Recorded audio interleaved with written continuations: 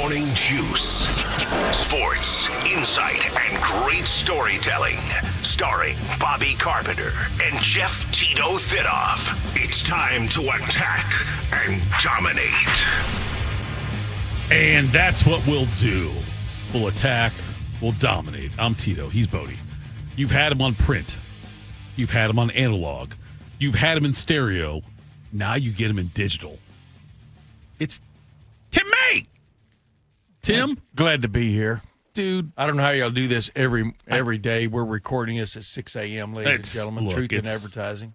Dude, it is live. It is local. All I need is a shower, and I feel great, though. You didn't shower today? No, I did. Oh, you did? You did shower. Okay. I just don't know how y'all do this every day. Bodie, did you shower today? I did not. I didn't either. Will this evening. I will. I'm an evening shower, yeah. Typically, I'd be a morning shower. Right. But not at this time. Nope. You know what? Usually I shower in the morning, but I'm a multi-shower guy. Now you got to brag about how big your house is? No, don't you dare. No, but I am a multi-shower. Usually I would take one in the morning and one at night. I did not. I took one last night. I did not take one this morning, though. But that's just me. Tim? I got a buddy of mine that showers every chance he can get. And I will tell you this. I'm a one-a-day dude. Okay, this is something else, by the way. Every year, me and my buddies, we go to Vegas in September. There you go. We are going this year. We're leaving September 18th after the show. That's when I'm leaving. And I will tell you this. Are y'all driving or flying? No. And you're so pinpoint they're only leaving after the show. After the show. I got a flight that morning after the show on September 18th. But I will tell you this, Tim. When we're out there, and I screwed up because one time we were losing some bets on some games, college games, on a Saturday. And I said, you know what? I'm going to go shower and I'm going to wash off the bad vibes. And it worked. Really? Yes. For one day? For 1 hour? For that certain block of games. Yeah. The problem is now. It's college football, though. You shouldn't be that wrong. It was college NFL. But now the problem is, though, I've got to do it every time. And so, like last year, there was a day where I took 4 showers. Wow. I went back to the room and I took a shower because we were losing. So, well, wait a minute. What that told you is 2 things. Number one, you're not a good gambler. Good. And number 2, that was just the shower thing actually does not work. Well, it did work because we ended up winning, though. That's the problem, though, Tim, is that now it works. So It's now every time if we're sitting there and we're all rooting for Kentucky against Florida or whatever. I think last year Kentucky screwed us, actually. But there you go. Anyway, but if there's a situation, it's more the gambler than the shower. But if there's a situation where we're all like losing a certain, I'll say, you know what, I'm going to go take a shower, and I go take a shower, come back down, and we end up winning. It happened with the Steelers-Colts game last year, I believe. That's what it was. Anyway, nonetheless, I washed the bad juju off. How the hell are you, Tim May? It's been too long. I'm doing extremely well, man. Ever since you got this new shift, I haven't seen you. You and I were intermittent. We were intermittently joined at the hip, and I've been doing quite a few things for 97.1 The Fan, obviously, but this gig is interesting. I made the comment last week with Austin when I said that I don't think you're retired. I don't think Tim May ever retires, though. You don't retire. Dude, I can't believe you're not at media days I'm out there in Vegas. I'm working my way back to you, babe. You don't retire. Yeah, but I've semi-retired this. No. I mean, I was going to call it a day after this season was over. I mean, after this upcoming season? Yeah. I ended my relationship with Letterman Rowe because I was just pretty much done. I didn't cover the Indy 500 this year. I'm not covering IndyCar anymore. And I just a couple things came up, and I went, okay, I can give it one more football season. Wait, are you saying this is it for you? No, I'm not saying it is or isn't. Exactly. I said it last year. I even told Ryan Day in March that this was it, and he goes, yeah, that's what you said 6 years ago. That's what I mean. Tim, I can't keep track of you. I know other guys with Dispatch have retired, and I never see them again. I never hear from them. I know. I love college football, man. I mean, I like being around it in some form or fashion, and I really, like I've told people, I grew up wanting to be on a pregame show when I was like 15, 12, 15 years old. And I finally got on that tailgate show, 6 years ago when I retired from the Dispatch. Right. Couldn't make it happen while I was with the Dispatch. I totally enjoy that. Yeah. Those 2 hours before a game, I call it pregame banter is my big line about it. And totally enjoy that. So I'm going to do that one more year. Looks like me and Dave Biddle are going to be hooked up with Anthony Rothman. Should be a lot of fun. We had a lot of fun before the spring game. I was unaware of that. That's breaking news, right? Yes, I didn't get the email either. You didn't get it? Now Maybe I wasn't supposed to say no, that. No, it's okay. That's all right. Tim, it's perfect that you broke it on Morning Juice. Let's don't make a big deal about that if I wasn't supposed to break it. Tim May! No. But I think nobody's listening. I think everybody knows it, that matters. But the bottom line is I totally enjoy doing that. Sure. I mean, I totally enjoy shooting the bull about college football. I always have. So, I've still got my Tim May Show podcast, once or twice a week and things like that. You can find on YouTube and Spotify. Mark Pantoni, right? Yeah, Mark Pantoni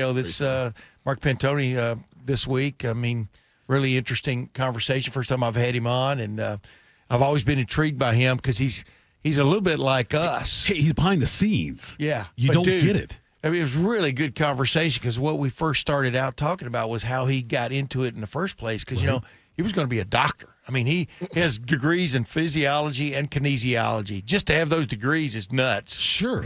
I don't know what your final would look like. The ankle bone's connected to the leg bone, and right on up the skeleton there. But he was always intrigued like me. My dad was an engineer, and I just explain it this way because I had 3 brothers. But I was from the time I can remember, I've always been intrigued by how stuff is made, how stuff comes together. Right.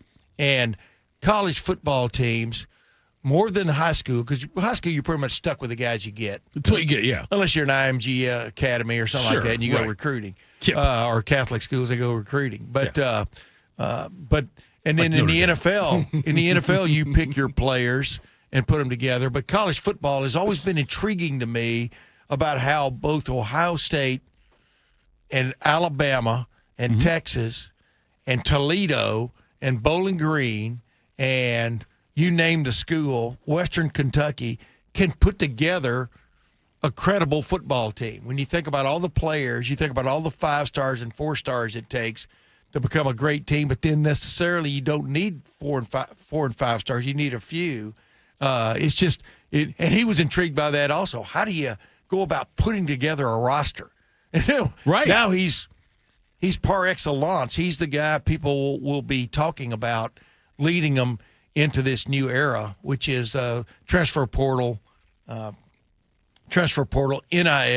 Now, of course, his job is taking on a new role, right? Along with everything else, is deciding who gets paid and how much. Look. I mean, the revenue sharing aspect of things is really intriguing because there's a salary cap, and you got to deal with it. And your third string left guard's not going to make as much as your starting quarterback. It's intriguing to me. It's amazing. And I don't know, like, when these guys took their jobs, this was not there. You know what I mean? But yeah, it wasn't. But if you were around college football, I've been writing about this off and on, been a crusader for this ever since I started covering high school and college football way back 50-something years ago. Yeah, they should have been getting paid all along. They should have been sharing. Sure. When the revenue went out of sight, my voice did too. That's okay. Out of mind. Tough. Out of sight, out of mind. Change. They should have been on top of it. People should have been on top. Well, yeah, but now what are the players going to get from this? I know. Instead, it was what are the athletic directors going to get? How big can our staffs get? What are the head coaches going to get? Buyouts and all that, yes. Yeah, and it went the wrong direction because, those guys should all be paid.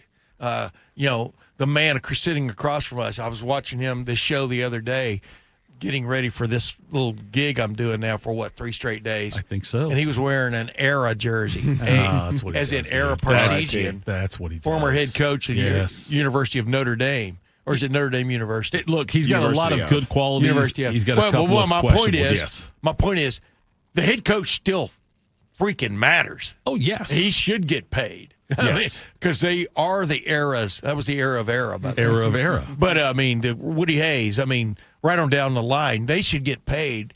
But so should the players because the players finally make it or break it. I watched the end of Rudy the other day, and I don't mind saying that out loud. I know. That's what it was, yeah.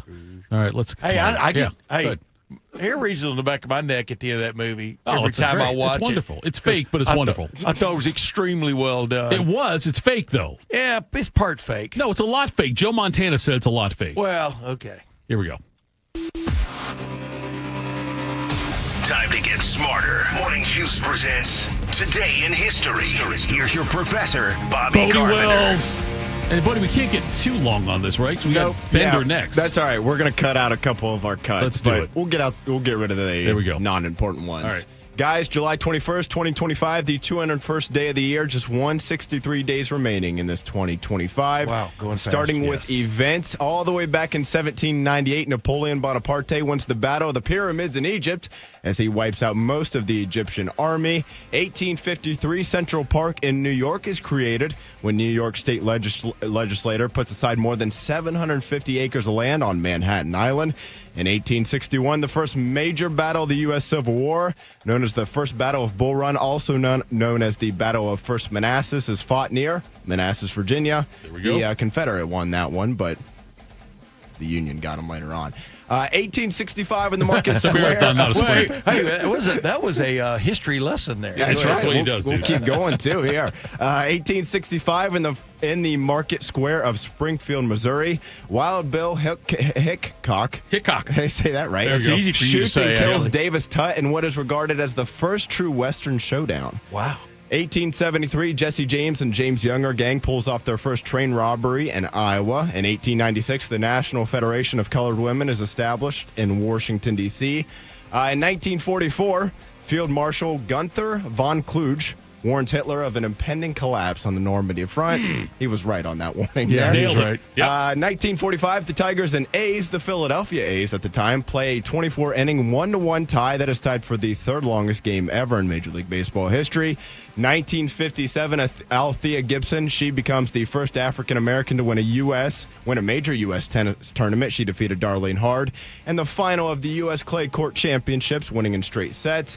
In 1973, Philadelphia Phillies pitcher Ken Brett, he threw a fastball on the inner half of the plate, and Mr. Hammer and Hank Aaron sent that ball over the left field wall for his 700th home run in his Major League Baseball career. Ken Brett. Darrell Evans, second base, nobody Let's play the out. sound. I won't talk over it. Lowry drive, this may be it. There it goes. Home run.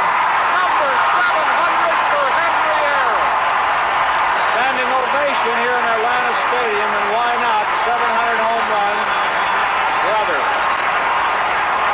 Well, a historic blow by Hank Aaron. Number 700. No question about it. It went in the seats in left field. Hank has just stepped out of the dugout to drop his cap. He's getting a standing ovation. He was a hell of a hitting pitcher. He 8 straight games it might have been. Did he hit home runs? No. I can't remember.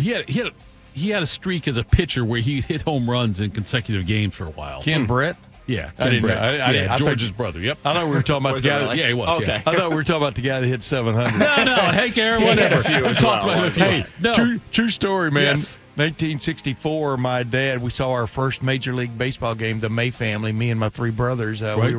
We went on vacation from Alabama to Wisconsin. It was a working vacation. My dad was working, but we got to go. Saw a lot of things, but Frank Larry was a pitcher player he was at the end of his career, and for the Braves, and he took us in, me and my older brother Ben and my dad, into the clubhouse. Okay. And I was interested in meeting Eddie Matthews, because I Right, used the the third Eddie baseman, Matthews yeah. autographed bat, but I also met this guy named Hank Aaron. Not bad. That we got introduced Yeah. to and stuff. That's and funny. it's really funny because about 25 years later, I'm interviewing him at Franklin County Stadium. Oh, we really? Yeah, he came. He was after he retired, and the Braves made him, part of the front office. But he Right. was up there scouting the Richmond Braves who were playing. Right. Yeah. You get to meet Hank Aaron. Well, yeah, because they sent me out there to do a story on him, and he was in town to do something for Zenith Televisions too, at like Lazarus or Right. or Yeah, the Lazarus, Union. yes. Yeah, remember the old. But anyway, long story short, we had a guy. Do you remember Tom Fennessy? Was a columnist for our paper. I He was never like met a news Tom. columnist. Never met Tom. Well, anyway, his son was a huge Hank Aaron fan. Okay. So Tom he told me, Tom told me, he goes, you got to get me an autograph for him. So I go, okay. So we get to the end of the thing. I never get autographs. I've never gotten autographs. I've always thought autographs were stupid. And I wouldn't want to do them if I was a guy. But anyway, at the end I said, by the way, Hank, I was wondering, man, I don't usually do this, but a friend of mine, his son is a big, huge fan of yours. Right. Could you give me an autograph for him? And he goes, sure, Tim. By then we were on a first name basis Right, yeah, Tim for and that Hank. for that very little time in history, right? And he said, sure. And I go, he goes, what's his name? I said, You didn't remember the name? I go, Tom Jr. And he goes, to Tom Jr., keep hitting home runs. Hank Aaron, 44 with a circle around it. And I handed it to Tom, and he goes, thanks, Tim. He goes, this is later. He said, thanks, Tim, but my son's name is Pat. I go, see, that's why I don't get autographs. All right, next up here, guys, 1987, a big one here in the music history. Guns N' Roses releases their debut album, Appetite for Destruction. It becomes the best-selling debut album of all time with more than 30 million copies sold. The album included 5 songs, including It's So Easy, Welcome to the Jungle, Paradise City, Night Train, and Sweet Child of Mine.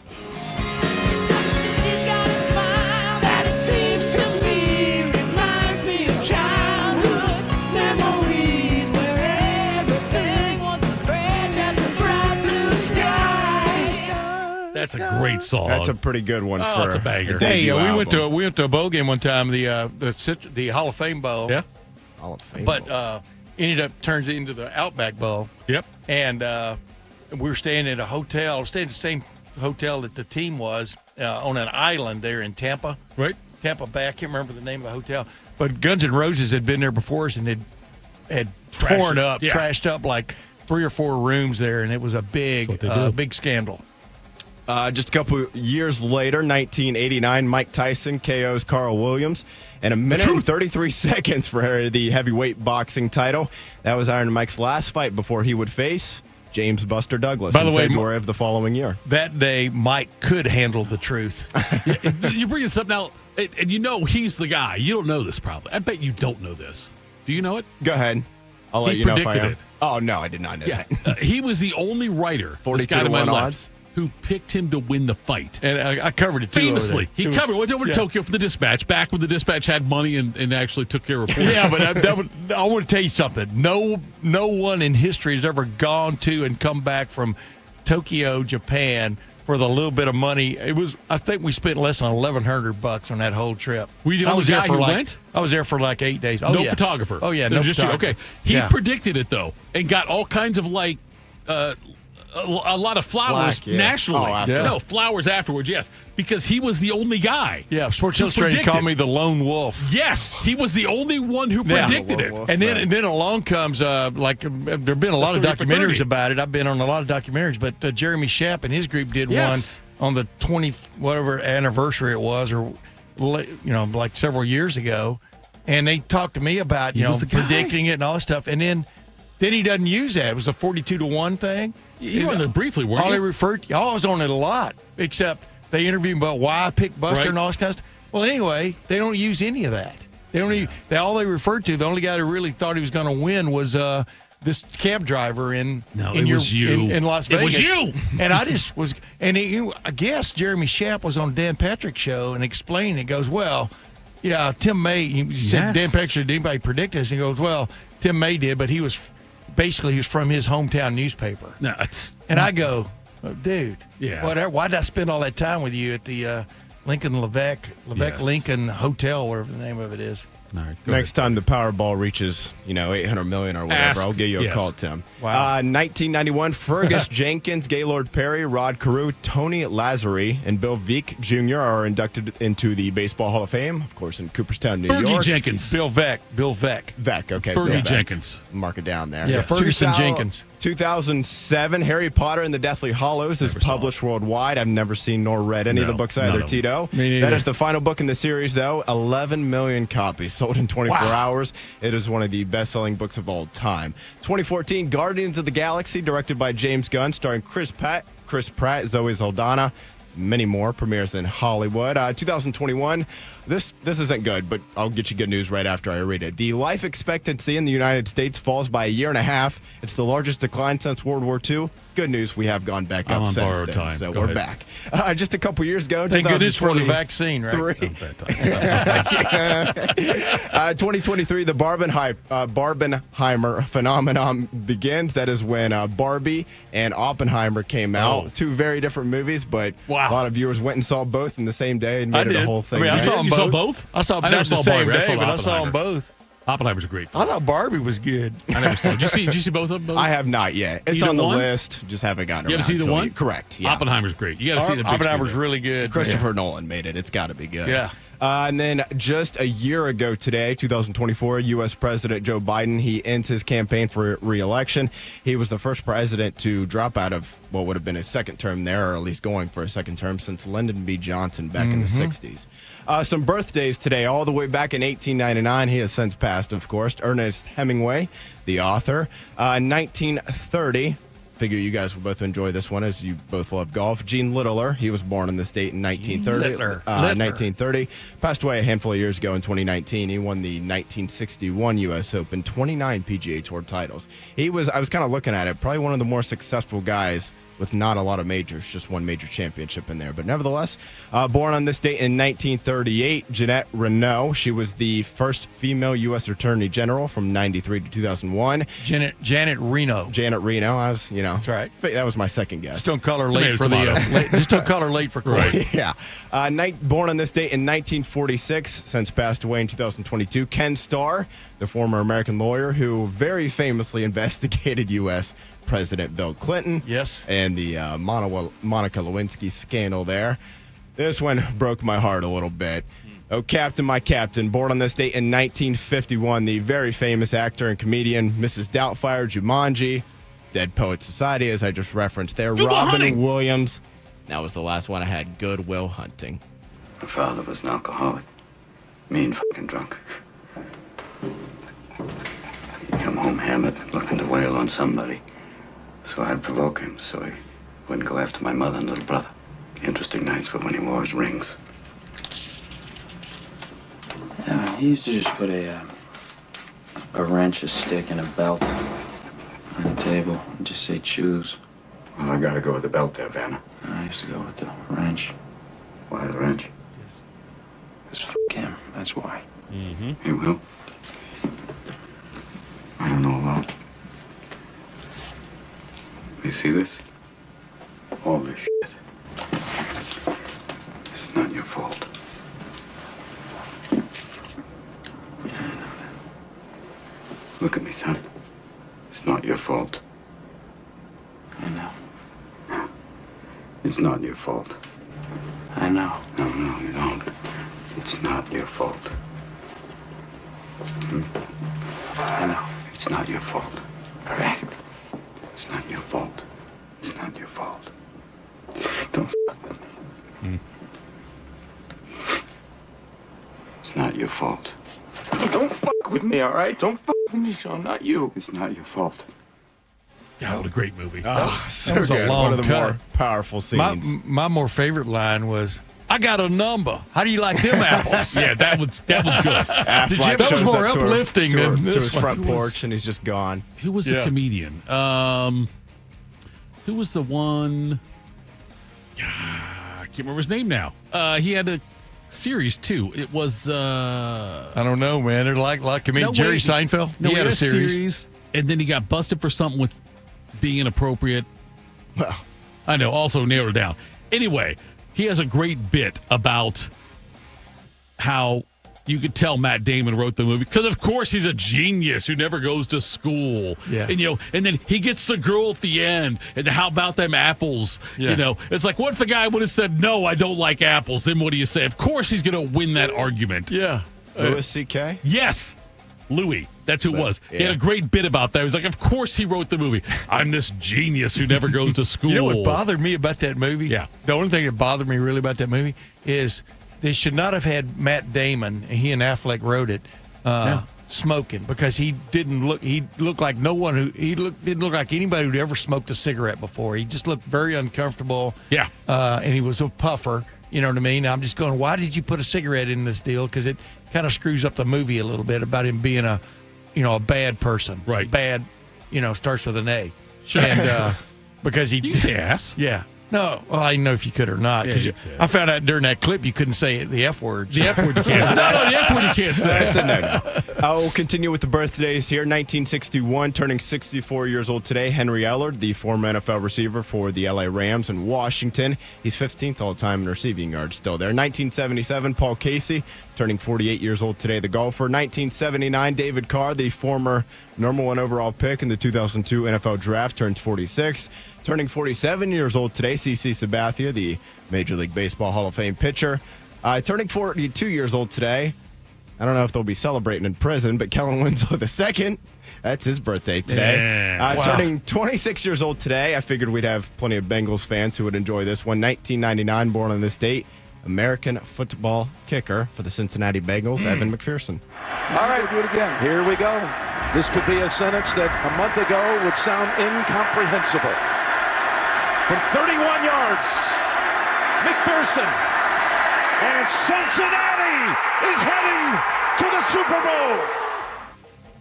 Next game did not, unfortunately, go well, but still got to the Super Bowl. Still very good. And born on this date, turning in 2000, turning 25 years old today, Erling Haaland. Some deaths. 1796, Robert Burns. He is the poet. Yes, considered to be the national poet of Scotland. He passed away just 37. 1967, Jimmy Fox, the Hall of Fame first baseman, died after choking on food at the age of 59. That is a Jimmy Fox was only 59? Yep, 59 years old. okay. MMIE. He was MMIE. Yes, he was. You're right. Passed away on this date in 1982. Dave Garroway, the former host of the Today Show. 1998, Alan Shepard. He was the first American astronaut to go into space. He passed away of leukemia at the age of 74 on this date in 98. And some holidays and observances. It is National Get Out of the Doghouse Day. Good luck with that on National my end. Be Someone Day, National Junk Food Day, and National Lamington Day. Those are your historical events, birthdays, deaths, holidays, and observances on this date, July 21st, 2025, the 201st day of the year, just 163 days remaining. Well done as always, 2025. Lieutenant. Coming up next, Bill Bender joins us, Sporting News. Morning Juice. When it comes to protecting your assets, you need a security partner. Event Risk Security Services is a U.S.-based veteran-owned company providing protection services, consulting to Fortune 500 companies, movie studios, celebrities, and high-net-worth individuals. If you're tired of fluff margins with low compensation for poor quality services and an endless revolving door of vendor staffing, then give them a try. They're virtually the same cost, and they can address what keeps you up at night. Event Risk. Check them out at eventriskinc.com to learn more. Teachers are dynamic leaders, shaping a new generation. They bring a variety of perspectives from diverse backgrounds, innovating how they teach to prepare students for our fast-changing world. Achieving this takes skill and expertise. They're tireless explorers, creatively discovering a universe of solutions, telling stories, experimenting, inspiring, mentoring, connecting cultures, and connecting with each other. Leading by example. Experience the unique joy of helping students thrive. Teaching is a journey that shapes lives. Are you ready to begin?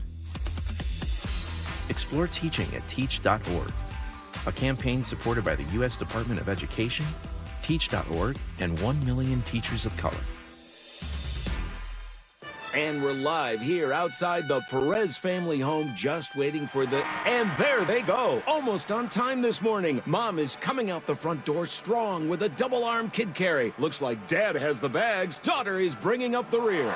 Oh, but the diaper bag wasn't closed. Diapers and toys are everywhere. Ooh, but Mom has just nailed the perfect car seat buckle for the toddler. And now the eldest daughter, who looks to be about 9 or 10, has secured herself in the booster seat. Dad zips the bag closed, and they're off. But looks like Mom doesn't realize her coffee cup is still on the roof of the car. And there it goes. Oh, that's a shame. That mug was a fam favorite. Don't sweat the small stuff. Just nail the big stuff. like making sure your kids are buckled correctly in the right seat for their age and size. Learn more at nhtsa.gov/the right seat. Visit nhtsa.gov/the right seat. Brought to you by NHTSA and the Ad Council. Yo, I'm your old basketball. Haven't seen you out on the courts in a while. Why not pass me over to Goodwill? Donating me helps Goodwill's mission to provide career training and support services right here in the community. And that's a slam dunk. Donate today. Hey, I got next. To find your nearest Goodwill locations and to learn more about our mission, please visit goodwill.org. Goodwill, where your things start new lives. We built a brand new studio just for Bobby, and Tito has already ruined it just by being here. I'm pregnant. This is Morning Juice. Morning Juice. Happy birthday, Mrs. May. Yeah. We're not sure how old she is. My wife's birthday. I'm not We're sure. not sure. I think she's 39 again is what she always probably says. is, yes. And now we are joined by Bill Bennett. It's Morning News. Bill Bennett joins us right here on Morning Juice. Bill, good morning. Hope you had a great weekend. And how do you think this will end up playing out with the playoff? Do you think that we'll have a change in 2026? Do you think we're going to be status quo for the – I know it's – 2027, I guess, is 2027 game after the 2026 season. Do you think we'll still be at 12 teams? Maybe we will. Maybe dumbfounded him. I am. Okay, now there we are, Bill. I'm sorry. So do you think we'll still be at 12 teams when they play the playoff the following season or not? I do. I think we'll be at 12 teams until the SEC goes to 9 conference games. This agreement between the SEC and the Big Ten, the Big Ten wants automatic qualifiers, which I'm not necessarily a fan of either, because I think you should just take the best 16 teams in the rankings and go from there. If you would combine a human element with a computer, that's fine too. But I honestly think they're not going to get there. Well, obviously not this year or the year after. So hopefully by 2027, we'll have 16 teams. But, Tito, is there an appetite for it? Like, I talk to some people, and they say 12's fine. I've always thought we should go to 16. I thought that too, Bill. I brought it up on the air maybe a couple weeks ago where I said I think that most fans want 16, and I got absolutely blasted on social media with people saying, no, 12's better. And I was surprised how many people did not want 16. Well, it's funny because I sound like a hypocrite. I was the guy that I was okay with the BCS, and I was actually okay with 4 for the most part, and now I'm sitting here like, let's go to 16. And I think my justification would be if we're already at 12, at 16, the Big Ten and the SEC, who are the center of this, you are going to get every team that should be in the playoff or is close to the playoff in the playoff at that point. If somebody falls to 17, so be it. But you're going to get 4 or 5 teams in every year. What's wrong with that? Yeah. By the way, Bill, this is Tim May. You and I are both up at this early in the morning. I think you do it as a habit. I do it as a favor to yes. Tito. So don't say you get paid. So don't act like it's all Tito favor. No, if you get paid, you wouldn't be here. If you get paid, you wouldn't be here. That is a good point. Yes, Bill Bender. The bottom line is you're not the only guy who was out on that thing. I thought when they finally got the top 2 teams matched against each other, that was great. That was what you needed. You could make an argument for a third team, and that's why you ended up with 4. And then you could make an argument for 4 or 5 other teams, 3 or 4 other teams that should have been in it. And that's why we're now sitting here, made the leap from 4 to 12 instead of to 8. But I was in the same camp with you. You weren't alone in that bivouac. Right. And I think, as we get into this next chapter, the SEC and the Big Ten do dominate the sport. Yes. They dominate. As Greg Sankey pointed out, 70% of the TV viewership, linear TV viewership involved SEC or Big Ten schools. I'm interested to hear what Tony Petitti says this week. But as you know, Tim, he's probably not going to be as dynamic as Greg Sankey. He's probably just going to be straight and to the point, and he'll probably back up this automatic qualifier notion because right now the Big Ten, if we're being honest, is in the pole position. Back-to-back national championships. Right. Most revenue. The 18-team thing worked. So they have a lot of things going their way. Yeah. And here's the thing. By the way, I was told I can't go to the Big Ten meetings this week like you and I talked about. You were told you can't go? Yeah, my middle kid is getting married at the end of the week. I'm all hands on deck. I'm one of the hands on deck. I probably won't do anything related to the wedding until the rehearsal dinner, which I, of course, get to pay for because it's my son. But the bottom line is, we've all been waiting to hear what Petiti really thinks. But I think the 4-4-2-2-1 thing has merit only because when you think about it, the Big Ten and the SEC now have 34 of the programs in the country, and probably 12 of the top 20 programs in the country, or maybe 14, are in the SEC or the Big Ten. Is that an accurate statement I just made? I think it is, isn't it, Bill? I'm not. Now all of a sudden you're doing math early in the morning. Don't do that. But you know what I'm saying. I mean, there's some legitimacy there for that model. Math trying to go on. I think in a 12-team model, the SEC and the Big Ten are going to get at least 7 of the teams. Yeah. So that's like 63% when you round it up. Now they want, and they have the right to ask for more. If you have 65% to 70% of the ranked teams, and we just talked about the TV revenue, then in a 16-team model, I think the Big Ten and the SEC will end up with 10 or 11 teams in the playoffs. Yeah. So what's the problem? And Tim, like you, I will not be going to Big Ten either. So I know. I'm driving down to Charlotte this morning. I'm going to catch up with the folks in my office and go to the ACC kickoff where, they waited till day 3 where they're going to put Clemson and North Carolina out there on the same day. Yeah, of course. You and I talked about that on the Tim May show. Remember a couple of weeks ago about our divergency there and stuff. But If you were forced to take a plan, though, which one would it be? Would it be the 5-11? I mean, is that what you're saying, or would it just be just top to bottom 1 through 16? That's what I would do. I wouldn't even have an automatic qualifier. Mm-hmm. I would just say we know who. So if Ohio State wins the Big Ten championship, do you really need to put an automatic qualifier next to them? Right. Exactly. They're going to be say the top 4 conferences. Then it gets a little sticky for, whoever the highest ranked Group of 5 champion is. And if, Boise State goes 10-2, but most of the time they'll be inside that too. So yes, if we're going to go with the models presented, though, I'll stick with 5-11. I think that gets, if you finish 17th, you probably have 3 or 4 losses and something. Mm-hmm. We'll argue about it. We will. Well, that's the point. I'm okay with it. That's the point. The bigger the field, the more one has an argument about being that 16th team. The more, you'll have like 8 or 10 other schools that think they should at least be number 16. And it's kind of like a self-perpetuating situation there.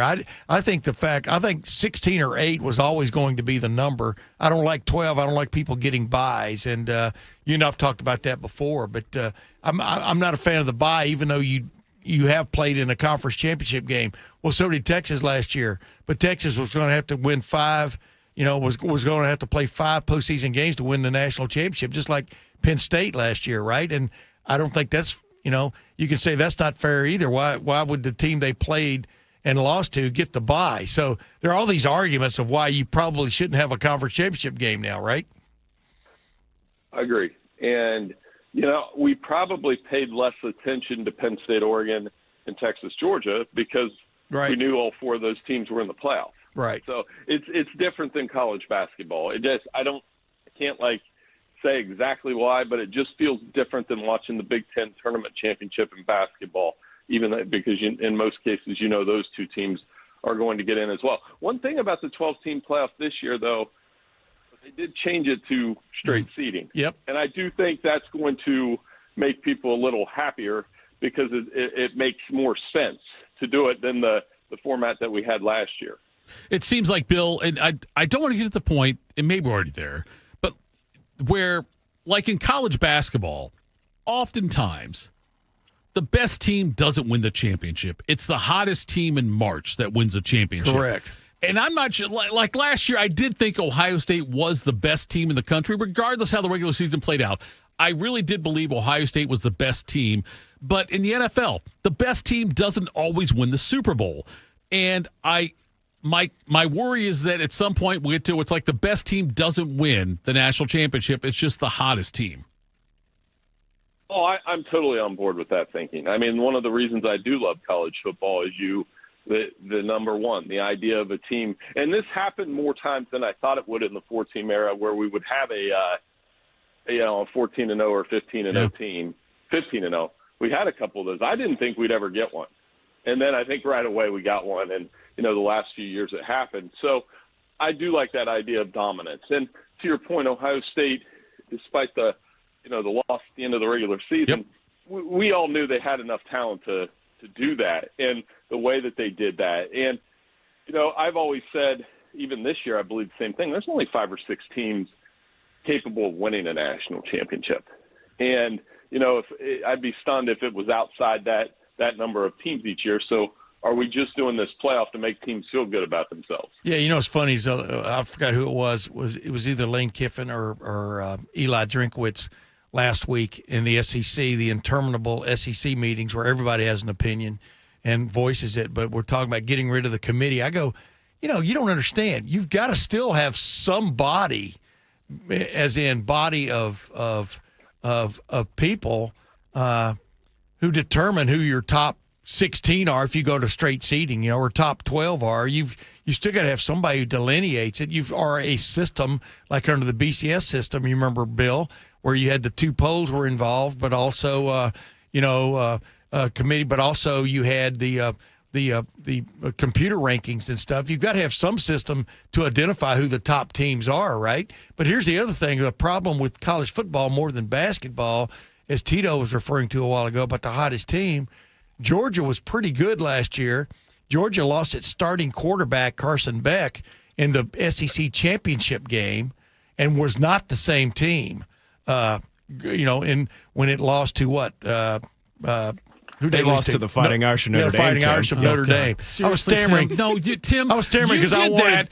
You did it because he was here. That's exactly why you guys right. did it. If Shark was there, we don't have this conversation. If I could tell you how much I dislike Notre Dame, it'd be crazy. Tom Clements throwing that ball off the goal line against Alabama way back when. That's another story. But you see where I'm going. I mean, that's the problem with the playoffs and the extended playoffs is football is not like basketball. You're in major physical jeopardy every time you take the field. Why it was remarkable.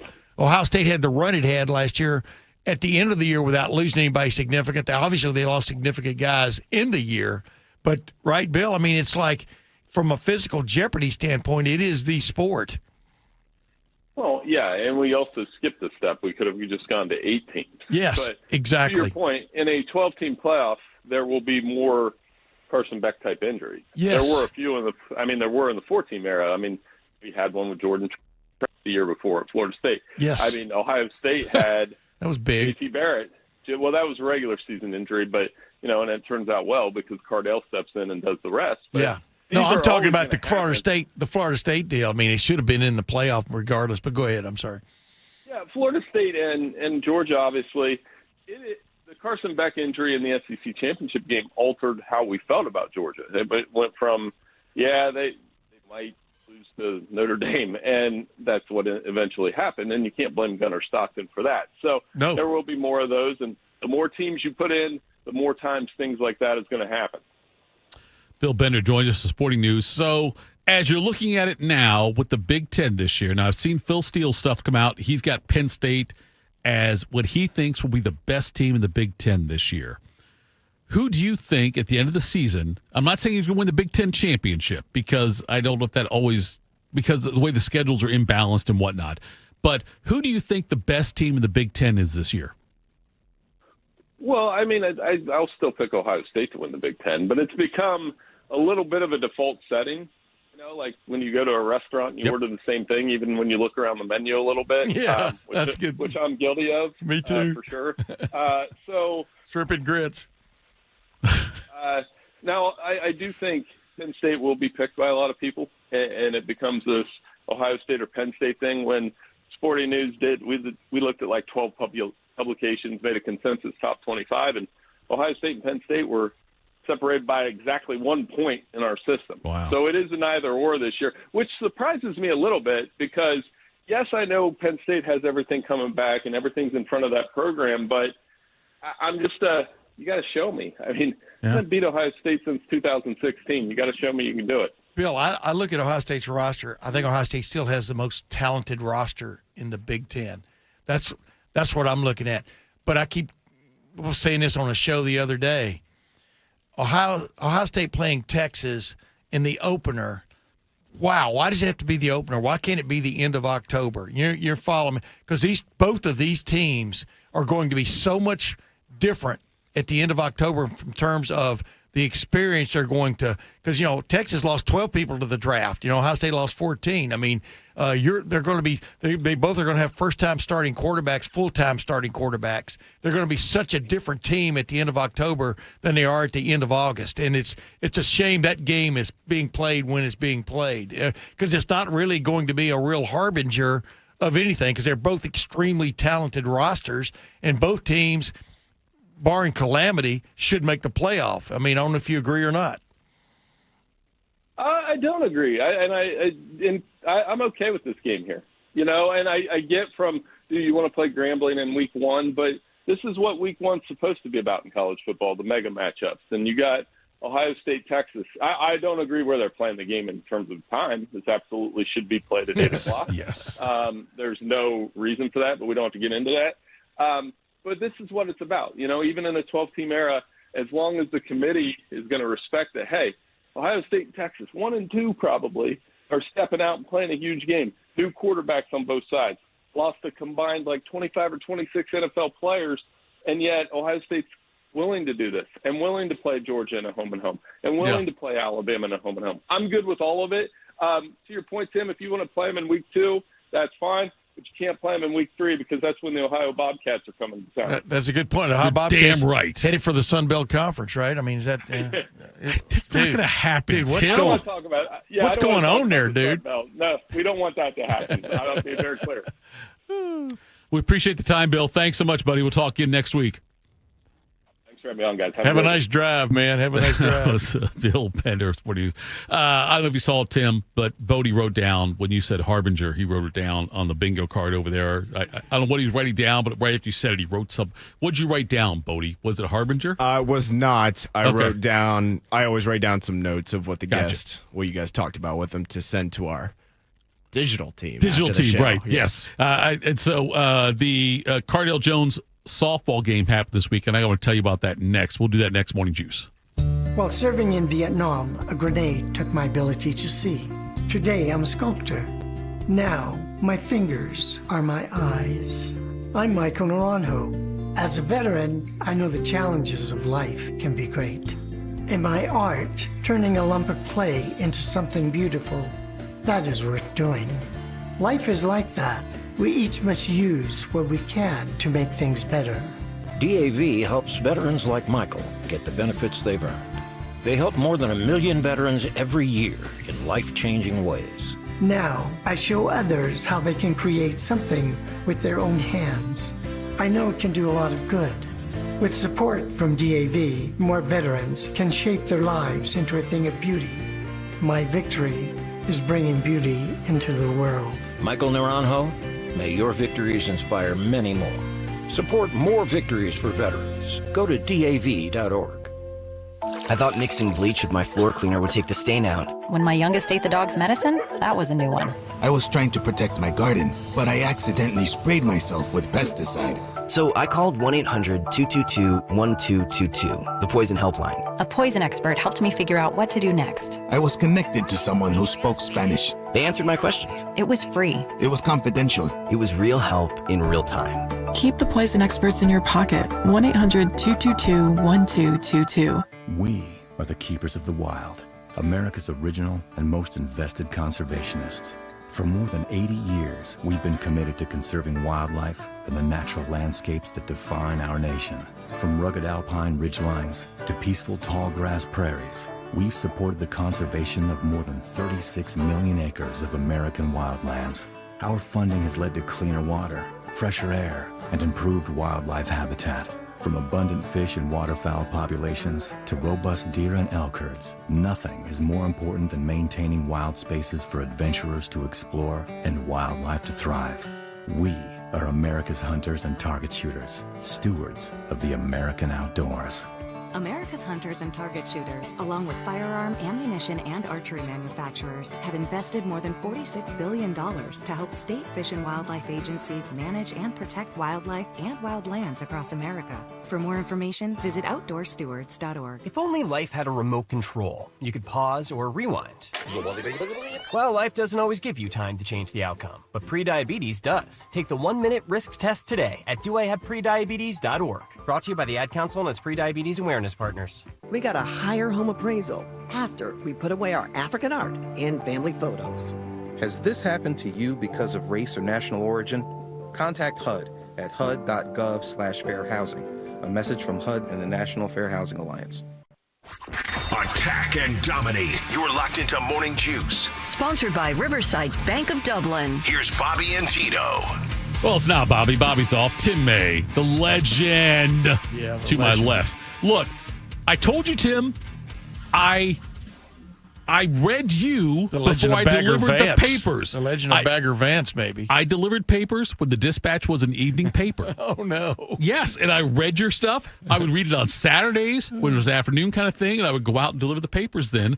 By the way, Morning Juice, sponsored by Riverside Bank in Dublin and Event Risk Elite Protection. Thank you to those folks. Yeah. What is a newspaper? Dude, I'm telling you, I know. I delivered the Lufkin News. It was the afternoon newspaper way back when I was. That was my first job when I was 12 years old in Lufkin, Texas. And man, I tell you, that's where I developed this deadly passing arm. Like we were required to put every paper on the porch, and I could hit porches, man, from like 20 yards away. Tim, I don't have a lot of accomplishments. Breaking news. If I had the sounder, I'd play it. But I delivered the Columbus Citizen Journal the last day, December 31st, 1985, I believe. I think that's right. I delivered when it became a morning paper. The CJ the last day, the Dispatch that last afternoon, and the Dispatch the next morning. Yeah. The first one. So that's my claim to fame, I guess. You must have been sore that next day, man. Did you go get a deep tissue massage? I did throw a CJ that last day on someone's roof. I still have the CJ, but just I threw to prove a point. No, it was unintentional. I know. Did you get extras like I did in case that happened? I did not. I don't remember. I don't think that day I did, just because everybody wanted. It was like a big deal. Yeah. People wanted the last CJ. Yeah. Bodie, there used to be a morning paper and an afternoon paper. I would get home from school and have to deliver to the Dispatch that evening then. Yeah, the Dispatch was an evening paper except for Saturdays and Sundays. Saturdays afternoon and then Sunday morning. That was the worst time to be. That was the worst time. It was a weird time to be a sports writer because when we were the afternoon paper and you had a scoop, there was no internet. Right, you couldn't get it out. Twitter. Yep. You were hoping radio or TV didn't get it, and a lot of times they didn't.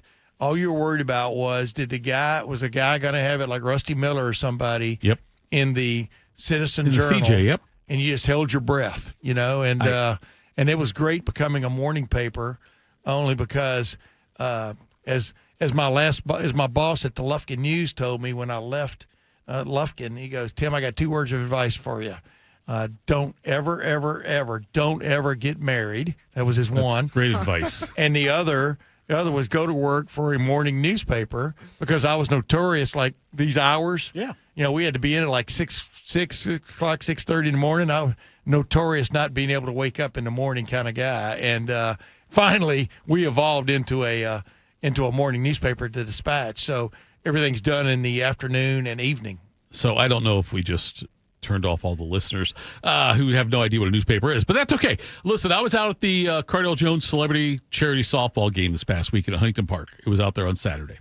And Lincoln Keenholz, God, he's such an athlete. Hell yeah. He was killing the ball.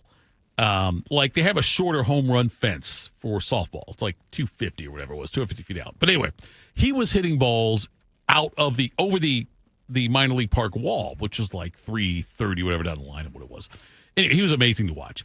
But we had Keenholz out there. We got to talk to him he won the home run derby for the second year in a row. Got a great trophy for that. We got to talk to him.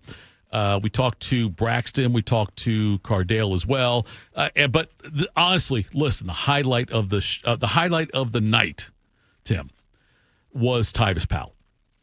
And I know he's on the air right now on the FM side. He's over across all from us. But Tyvis Powell famously the last 2 years, not this year, but the previous 2 years, guaranteed a home run and did not hit it. Did not deliver. Did not do it.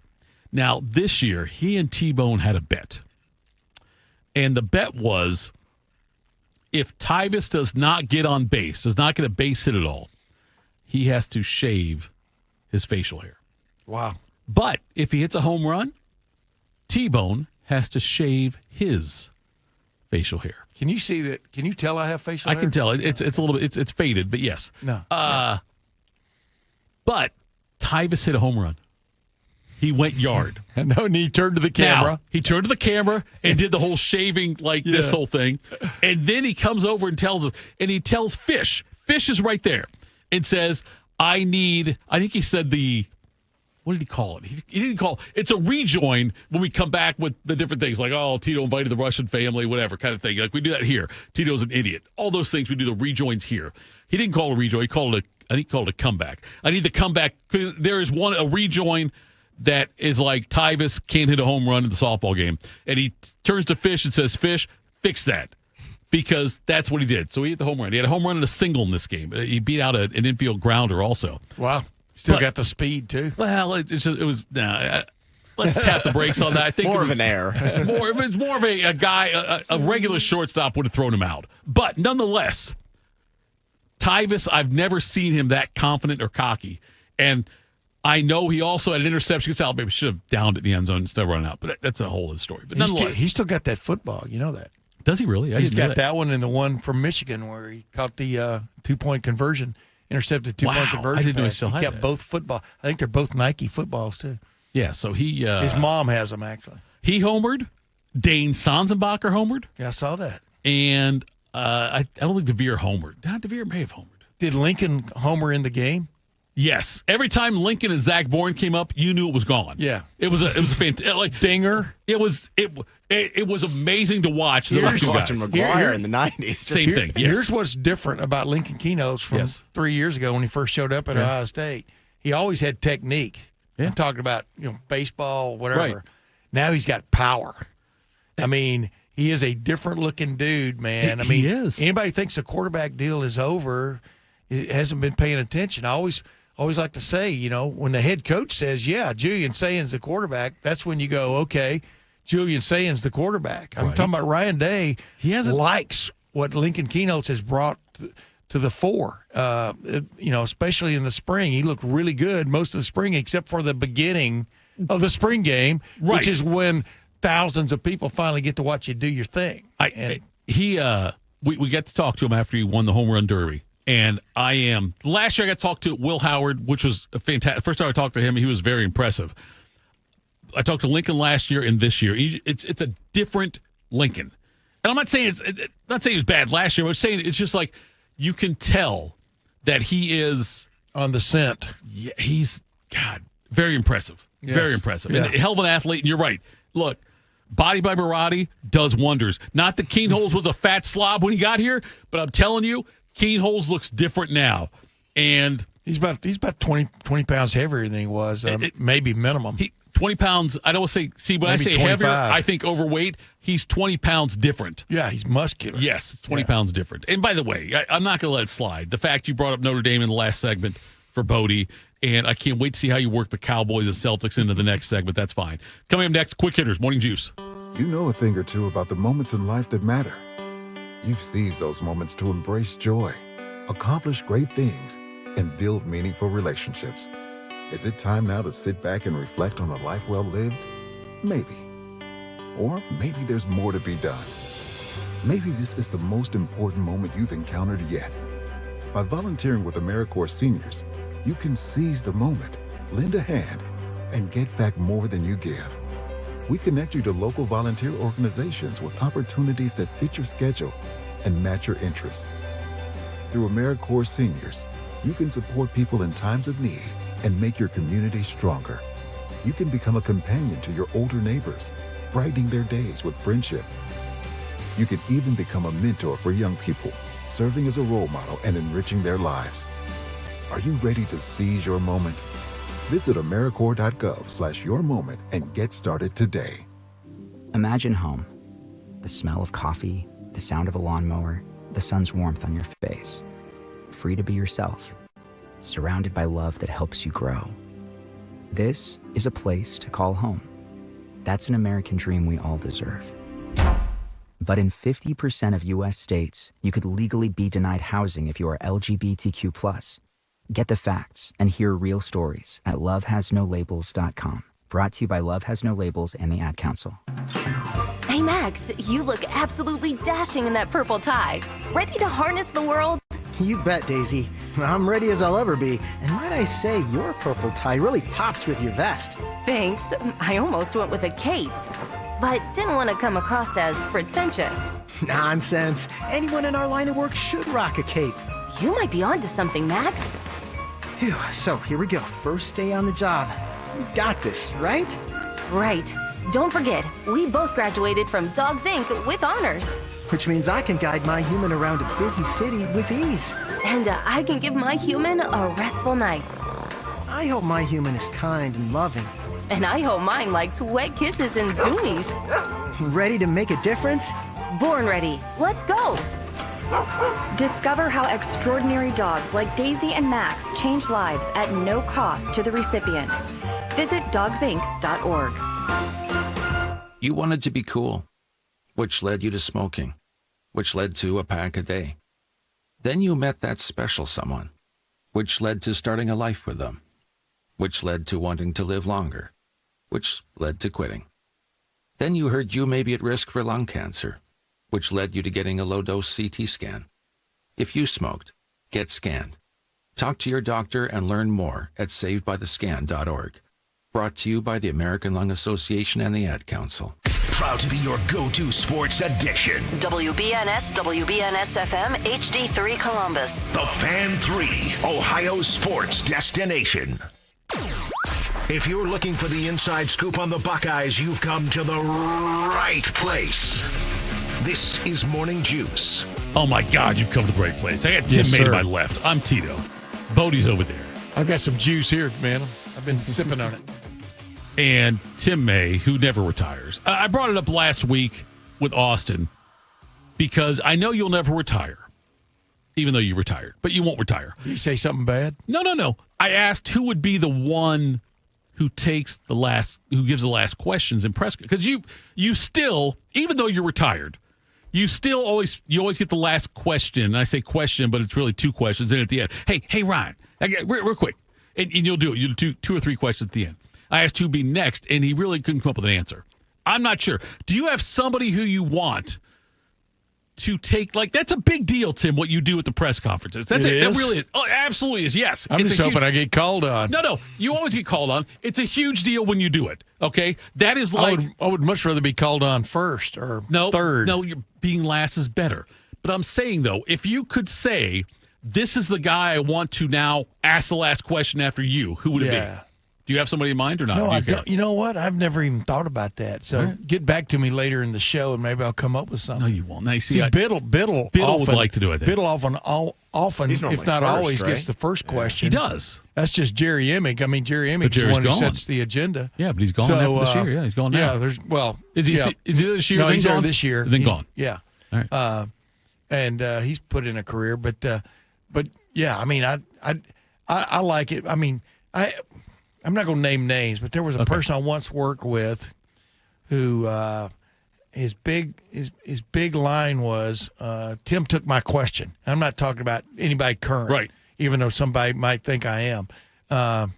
But my big line was, wait a minute, you came to an Ohio State football press conference with the head coach, and you only had one question? You know what I mean? Right. And it's not like they're passing the questions out when you walk in the door. No. You know, like fortune cookies. Yeah. You get to ask this, you know, and it's just, you know, because we're all, you know, you can't cover a beat and not all have similar thoughts. Sure. In some respects and stuff. But there's always a million questions you can ask of a head coach of a football team with the size and the breadth of an Ohio State. I mean, there's always stuff that's going on, whether it be with the players, whether it be with philosophy, strategery, as Will Ferrell would call it, yes. and or something going on in the Big Ten, right on down the line nationally. So the idea that there are only a couple of questions and that's all you can think of is ridiculous to me. So I'm sitting there. I usually have about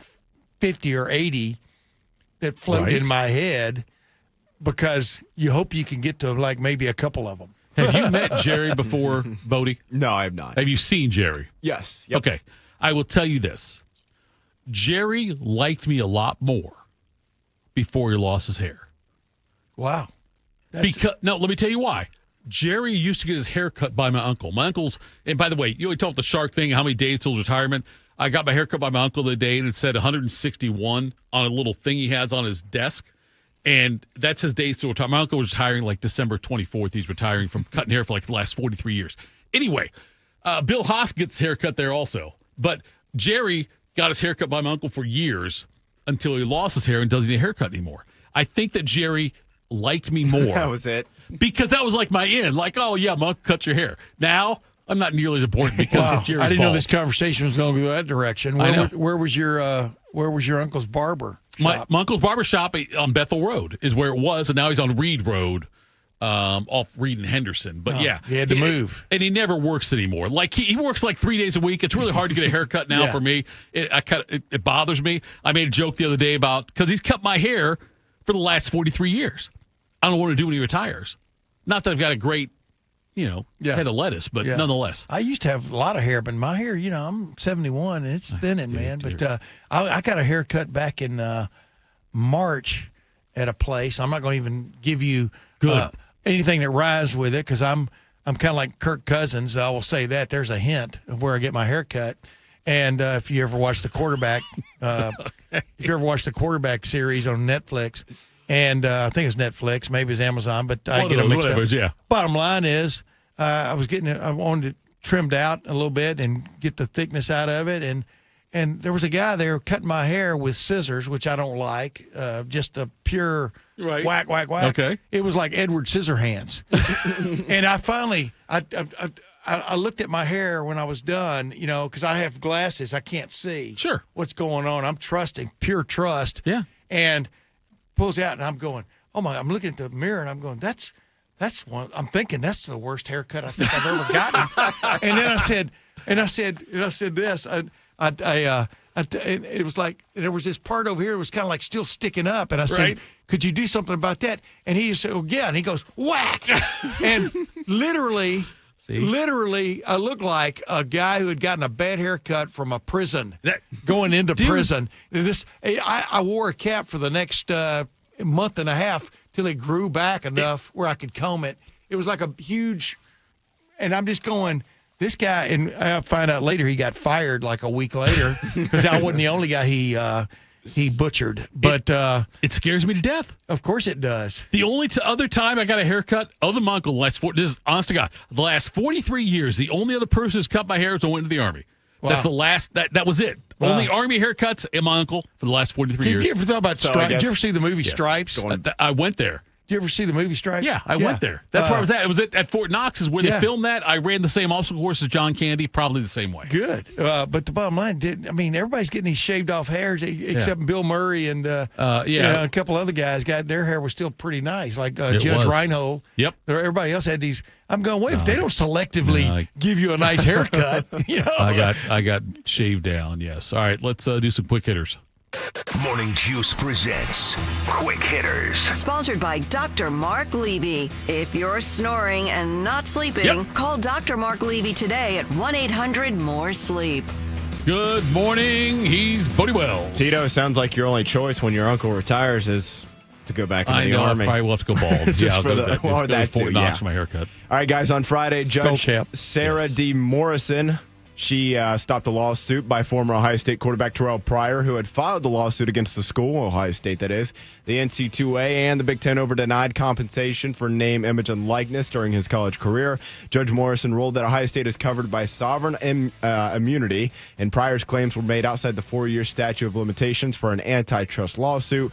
Pryor suing of his alma mater, the Big Ten and NCAA, began last October. Tito, first off, I don't think it's any surprise that the judge's ruling on this motion should come as a surprise. And does it make me a jerk that I kind of don't feel bad for him? No, I don't think it does. And I don't look. It's funny because we talked to Braxton Miller on Saturday, and I mentioned to him, like, you look at this now with the NIL. What could you have gotten in NIL? And he's like, and he gestures like a sword, a knife into his stomach. Like, I can't believe we're bringing this up because he could have done very well for himself. And I believe Tyvus just missed out on like the way they had reparations. The reparations thing. You're right. Like there was a certain date, I think 2016, whatever. Yeah, is when like those guys could go back and get money, and he's not there. But I don't feel bad, and I'm not surprised. But you know what? Terrelle Pryor would have made a mint if he would have had the opportunity for NIL. So would like Braxton Miller would have. JT. Look, but I'm convinced though, Tim, that if the transfer rule was in place where you could transfer no penalty right now, right? There's no way Cardale and JT and Braxton all stayed Ohio State. You're probably right. Yeah. You're probably exactly right. In the case with Terrelle Pryor, it's like, I mean, he left the program so he didn't have to testify in front of the NCAA to begin with, during that investigation way back when, the summer or the spring of 2011. And then there was a lot going on then, off the field, so to speak. And, you could have turned around and the school could have gone, well, wait a minute, maybe we'll sue you because of we had to get rid of our head coach and Jim Trussell, who might be the next governor of Ohio. But we had to get rid of all these things that went down with the Tat 5 and everything that followed after that. So, it's pardon the expression, it's tit for tat, sometimes in those kind of situations. But I don't understand filing a lawsuit, his attorney or whomever filed it, if in fact you knew the statute of limitations was going to like keep you from filing it or keep you from pursuing it in the first place. Yeah, I think between that and it's just the rules have changed, man. You probably got screwed. Well, yeah, but they've changed. But it's like if right now the federal government was like, hey, starting next year, 15-year-olds can get their driver's license. You don't have to be 16 anymore. Yeah. I wouldn't look back and be like, well, damn it, 12 years ago, they screwed me because I had to wait. Exactly, Bodie. Things change over the course of time. The example I use is Ohio State got a speeding ticket. Several players got speeding tickets for going too fast in a 55 zone. Now that zone is 75 miles an hour or faster. You don't get to go back and get your money back from paying your speeding ticket. Yeah, that's kind of part of life. So that's just life. Life moves on. Next time, life goes on. That's what, was it John Mellencamp said that or somebody else? I'm sure a lot of people have said that. John Calipari, he has long been one of the handful of coaches in college athletics whose own brand is nearly as big, if not even bigger, than the school he is employed by. And with that comes some attention, for better or worse. Recently, Coach Cal caught some heat for comments he made about the transfer portal at Little Rock's Rotary Club 99. Here's what he had to say. Quote, if a kid transfers 4 times, is he going to graduate from that school? There's no way. So now you're going to be done playing without a college degree. You have no ties to the last school you went to. You're going to be offered $55,000 in your first job, and you're going to be like, what? $55,000? Do I even have to show up? Do you give me an apartment, right, or even a car? I'm worried about their mental health. Look, I've been poor. This is Calipari speaking. I've been poor, and you know what's worse than being poor? Coming across some money and then being poor again, that's the worst. I might disagree with that a little bit, but nevertheless, Tim, what do you make of some of Calipari's comments here? He's exactly right. Here's the thing. I mean, Ross Bjork, I had him on a little brief thing with him on the Tim May show a month or so ago, talking about the thing that can't get lost in all of this new era is the fact that it's college football or college basketball, and you are required to go to school you're on scholarship. Believe it or not, you would think if you're making so much money, you'd have to pay your own way, right? Right. Yeah, but no, you're not. But you're still on scholarship and stuff. You still have to maintain some type of progress toward a degree, academic standing and stuff. And, dude, when's the last time you asked about anybody being academically eligible? At all. I brought it up last week with Bobby. I was like, we don't hear that anymore. No. Well, Ohio State just had his best year ever in the football program from an APR standpoint. And it's like, but, you take half your classes online. I mean, all these things that all these tutors you talk got. Talk about time has changed. It's crazy now, but you owe it to yourself. I remember a guy saying this a long time ago. Might have been Bob Hamill, who just passed away. Long-time reporter, covered Bobby Knight and stuff. And but he said, you owe it to yourself as an athlete in college. Back then the debate was going on, you should be getting more than you're getting. But you owe it to yourself to at least get what you are guaranteed, which is staying in school on scholarship and getting your degree. And I don't know. It'll be interesting to see down the road where this all goes in terms of the school aspect of things. But that's how Calipari made his mint at Kentucky, was taking in one-and-dones and transfers and whatnot. Well, he taking in guys and they became one-and-dones. Yes, they all became one-and-dones. But yes, Calipari, I don't. In other words, you're saying he's talking out both sides of his mouth. Yes, he is. I don't trust anything Calipari says. I don't believe anything he says. He's a fraud, but whatever. I don't think he's a fraud. I think he's a pretty good coach, to be honest with you. I don't think he doesn't not care about his players. Truly. Right. I honestly think the vast, vast majority of these guys care about their players and want them to do well in life, whether it's athletics or other. But do I think for a second he would not take in a 3 or 4 year transfer or two if it meant Arkansas going to the Final Four next year? Of course not. And I don't even blame him, but then don't say this. If Thornton said, "Hey, I want to come," Russo would say, "I want to go to Arkansas," he would take it with open arms. No doubt about it, he would. Yeah, that's the only part. And he may be a great coach too. You're an idiot if you don't now. Right? He may be a great coach, but he's a better recruiter than he is coach. He's a better, and he does care about his players. So was John Wooden. You're right, though, Bodie. He does, because he'll put that out there. My players have signed over $1 billion in contracts in the NBA and all this. He'll do all of those things, which is true. But I just think that the fact he's saying this is a little bit disingenuous. What else you got for us, Bodie? One more for college basketball here. They say it's not what you know, it's who you know. Well, in this case, at least, that has worked out pretty well for Missouri's men's basketball head coach Dennis Gates, because over the weekend, 5-star guard and top 10 prospect overall Jason Crow Jr. committed to the Tigers, giving Gates' program their highest-rated recruit since Michael Porter Jr. back in 2017. The connection between the two comes from Crow's dad, who was an LA Clippers training camp invitee back in 2002. That's where he'd meet Dennis Gates, the Missouri head coach, who was hired by LA that summer as a skills development coach.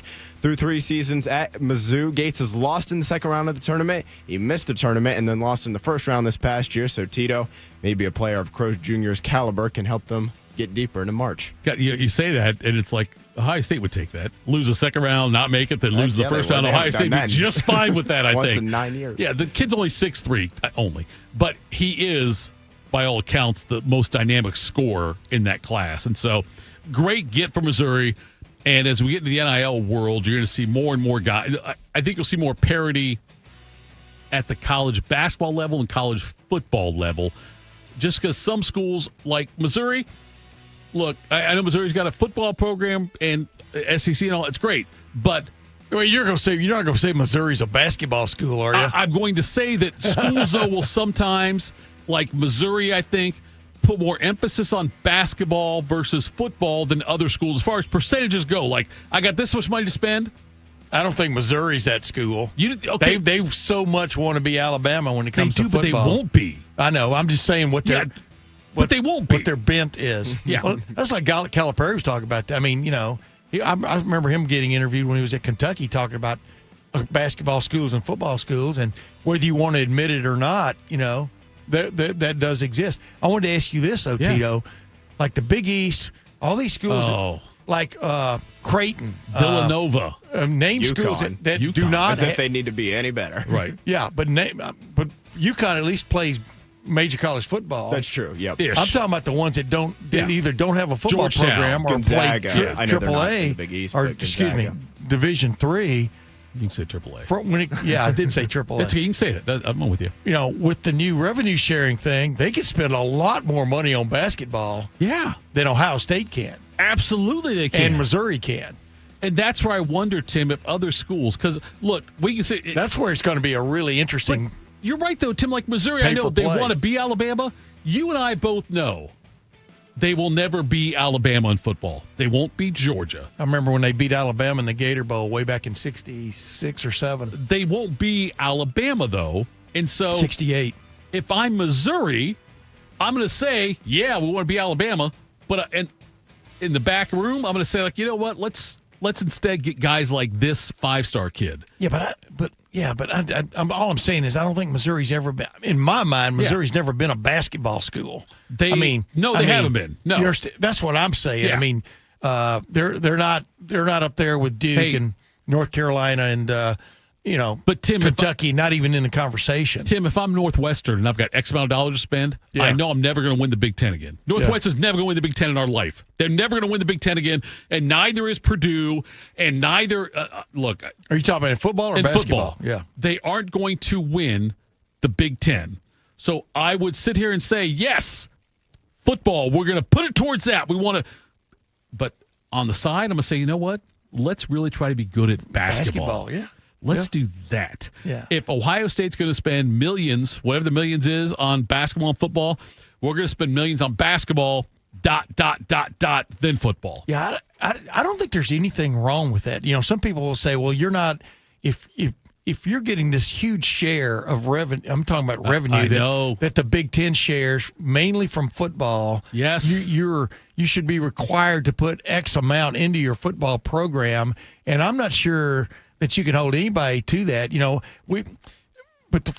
like you said, you're beating your head against the wall. There's 18 teams in the Big Ten now. 18. There's no more Big teams. Ten West. Correct. Yes. There's no back way into the Big Ten championship game at all.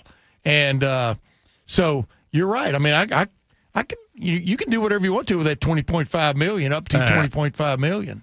Tim, look, Northwestern, Purdue, Rutgers, Maryland, Indiana, they are stealing from Ohio State, Michigan, and Oregon now.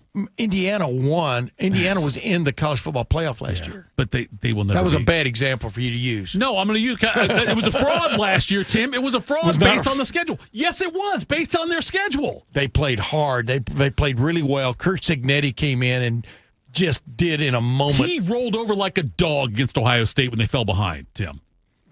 Dude, Ohio State was the best team in the country last year. They were. I don't know if you know that. Do you think Indiana will ever be at that? Do you think Indiana will have every year like they just had? Here's the thing. No. It's a long time, too. Oh, I think they could have another year. I think not this year, although I think they've got a better quarterback this year than they had last year. They do, but they will never from be. Cal. Yeah. But, I don't know. That was a moment in time. I mean, they played at Notre Dame. And that's a tough place to play. I don't know if Bodie knows that or not, but it is. I was there, too. It is still a tough place to play. But this is the best year Indiana will ever have under Kurt Cignetti. Kurt Cignetti will never have a year like this again. Have you seen what they're doing with their schedule? I've seen it. Depends on their schedule. They're getting some high school teams on there. I mean, they got Kennesaw State. They're going to play Kennesaw State every year now instead of Virginia. You guys want to see a bad non-conference schedule? Watch this. Oh my goodness! Well, this year it's Illinois. Illinois got the Indiana schedule this year. That's what they've got. Illinois got a great schedule this year. I'm just saying. Oh yeah, Tim. Illinois think could be Indiana. Well, Illinois was almost Indiana last year. They will. I think Illinois could be in the playoff this year. But I'm just saying, Tim. I don't think Indiana will ever have a year as good as the one they just had. Well, I don't think they will. I don't know. I'm not going to take that bet because I think they could still be pretty good down the road. I really like Cignetti. I think he's a hell of a football coach. I think he's a fraud. A fraud? How can he be a fraud? Because this is what bothers me, Tim. I think you throw that word out there. It's like the guys who do golf and say perfect. And there's no such thing as a perfect shot. Tim, listen. He came in last year against Ohio State and talked all this smack. Yeah. Okay? When they fell behind, instead of going for the victory, he went to not get embarrassed. They had that look. They were down a couple of scores, and they had like a 9-minute drive. Just ran the ball, he ran played the ball, to cover rather than playing to win. He did not play to win. I don't know if that makes him a fraud. It does because he said I was going to come in to beat Ohio State. It didn't work. They won 11 games though at IU. Yeah, they won 11 games, man. That's hard. I'm not really a fan of Cignetti, like the person. Sure. I think it's even a joke that I'm pretty sure it was last year on game day, on the day that they played Notre Dame, when he did the whole, we don't just play top 25 teams, we beat the bleep out of them. It's like, dude, you didn't beat a top 25 team all year. I think. But there's a difference between that and being a fraud. Like, imagine right now, a year ago at this time, if I said, Tito, Indiana's going to go 11-1 and make the college football playoff. It's one of those things, man. You're as good as John Cooper used to say. What was the line? Basically, the theory of relativity. You're as good as you are based on who you're playing. Sure. Meaning, you look really good against A, B, and C, and D, but now all of a sudden you have that big gulp moment where you walk into Ohio Stadium, and you can see that this is one of the elite teams in the country right when you walk in and stuff, and your team. Your program was not quite there. They weren't there yet. They weren't ready level. for the moment. They weren't ready for the moment. Wasn't ready for the moment. Absolutely. I mean, they never will be. You make 3 or 4 big mistakes. I would argue they were against Notre Dame. They weren't good enough. I agree. But I don't think they were like. I agree. I don't think they were ready to play Ohio State. I think they walked into the shoe and those lights were a little too bright. Yes. I don't think the lights were too bright for them against Notre Dame. I think they just weren't good enough. Their offense, they couldn't do anything all night, but their defense hung in there. Well, their quarterback had a tough night against Notre Dame until the fourth quarter. But a lot of teams did. Like, correct. I mean, Georgia and Penn State, Drew Aller couldn't throw a completion to a wide receiver against Notre Dame. That's why when Georgia didn't do a ton. They scored 10 points. That's when people are picking Penn State this year. I'm just going, I don't know. I don't man. understand. I don't think they have that. I have to see Aller. I think they have a really good quarterback. I don't think they have the elite quarterback. I don't even know if they got a real. Okay, yeah, I got to see Aller have a big game against a big opponent before. Correct.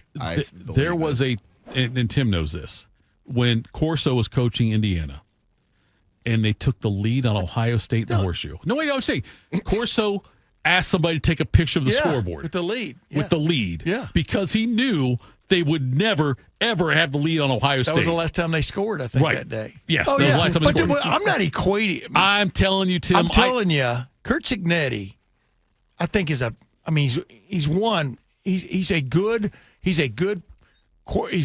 head coach because he has a plan. Yes. He came in with a plan. He wasn't just winging it. He had won at the lower levels.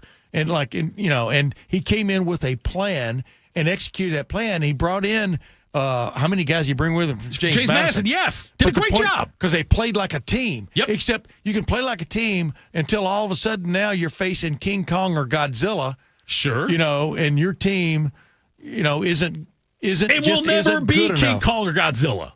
But that's not his fault. That's not. What I'm saying, though, is that for him to come in and say, like, when he talked all the junk about competing with Ohio State on game day, he said something like that about Google me, whatever it was. He did say Purdue sucks too. He nailed that. I understand. He didn't. He wasn't going to do a Lou Holtz. No, but I'm saying though, Tim, is that he talked all of that and then coached scared when they got behind against Ohio State. He is a fantastic coach. Okay, he did great at James Madison. I bet he would. Sometimes you have to turn the tourniquet. And I bet, understand. You just don't want to lose your whole team that day. I think every year he could win the OAC with Capital or Otterbein. No doubt in my mind he could do that. I'm telling you, this was the best year Indiana will ever have in college football. That's one of the great turnarounds in college football history from one year to the next. What he did at Indiana, you have to give it up to him no matter who. You think they win 11 this year? They played. No, I do not. The year after that? I don't know. I would say no. I mean, no, probably not. Who are they going to get from the transfer portal? Like I said, I think they've got an upgraded quarterback compared to a year ago. They do, but I'm saying no. The rest of my life, they will never win 11 games again in a season. To be fair, though, that's the heavy betting favorite. It absolutely is, yes. But Titoff said all along, that doesn't make him a fraud. He's a fraud for the way he coached against Ohio State, Bodie. Even then, he coached like a chicken. He coached. I think there's a big difference between coaching scared and being a fraud. He's both. I also think the whole we're gonna go beat Ohio State and Michigan's rear end too was just whatever, man. No. It's just you're the head coach at Indiana. He's just trying to get the crowd fired up. Any coach in a situation, you try to get to the fourth quarter with a chance to win the game.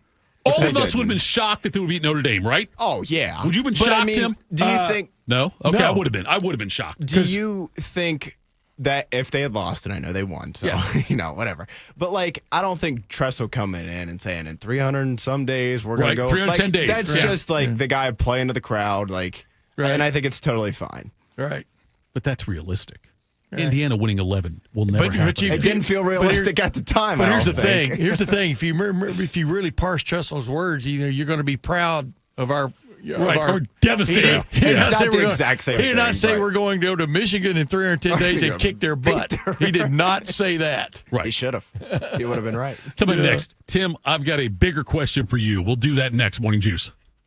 When it comes to protecting your business, whether it's your staff, property, or assets, don't make a crucial mistake by contracting companies that provide subpar and unprofessional service. What you need is a security partner known for their unwavering professionalism and unnatural liability. You need Event Risk.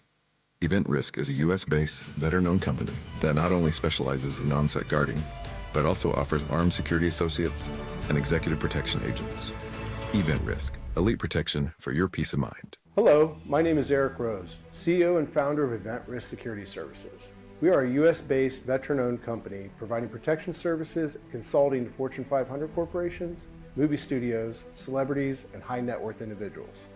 If you're tired of fluff margins with low compensation for poor quality security officers and the endless revolving door of vendor staffing, then give us a try.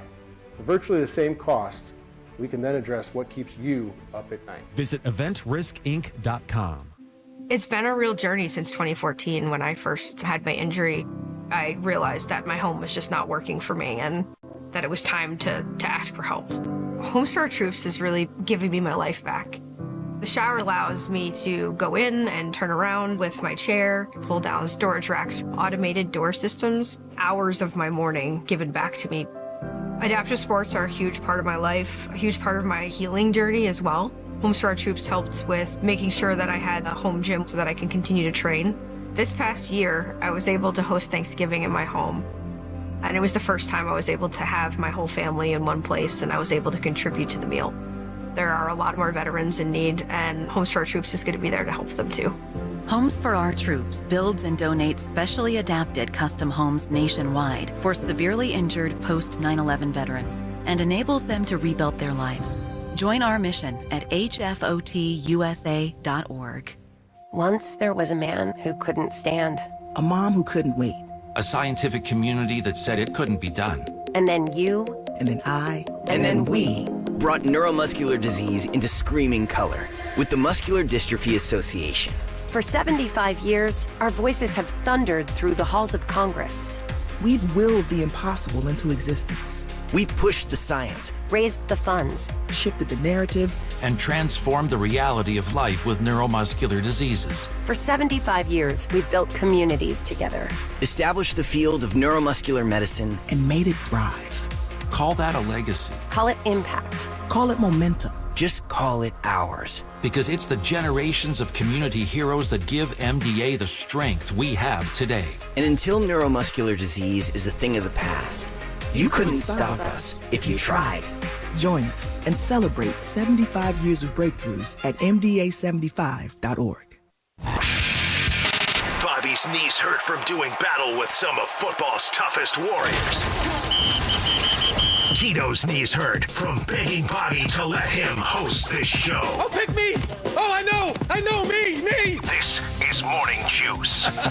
Tim got a kick out of that. I love it. Dude, I love comedy. That's, by the way, Morning Juice, Tito, Tim, Bodie. Tim's back tomorrow as well. Wednesday, we'll see. We'll see. Yeah, TBD. Little thing we like to call we'll see. Right? Is that what Tim Hall always says? If I were a Yes. carpenter. You remember that song, If I Were a Carpenter and You Were a Lady? By the way, would you marry Tim, me anyway? That right there. And have my baby. I've already given Bobby the title of his autobiography. Really? Yes. If I Were a Carpenter? No, listen. Jesus wasn't the only carpenter. How about that? See? Wait a minute. Was Jesus ever a carpenter? They said so in one of the was he books. the son of a carpenter? I think he was a carpenter, wasn't he? Stepdad. Let's ask Joseph, Notre Dame. Stepdad Joseph was a carpenter, right? I think he was a carpenter I think too. Jesus wasn't he? was a carpenter too. Yeah, I think he was. Yeah. We are 10 days till the Pro Football Hall of Fame game, by the way. Reds lost 3-2 to the Mets there in Washington tonight at 6:45. Guards beat the A's 8-2. Guardians host the Orioles tonight at 6:40. British Open, Scotty Scheffler wins. And I know you're a golf guy. Yeah. Are you happy that Scheffler won? Do you care?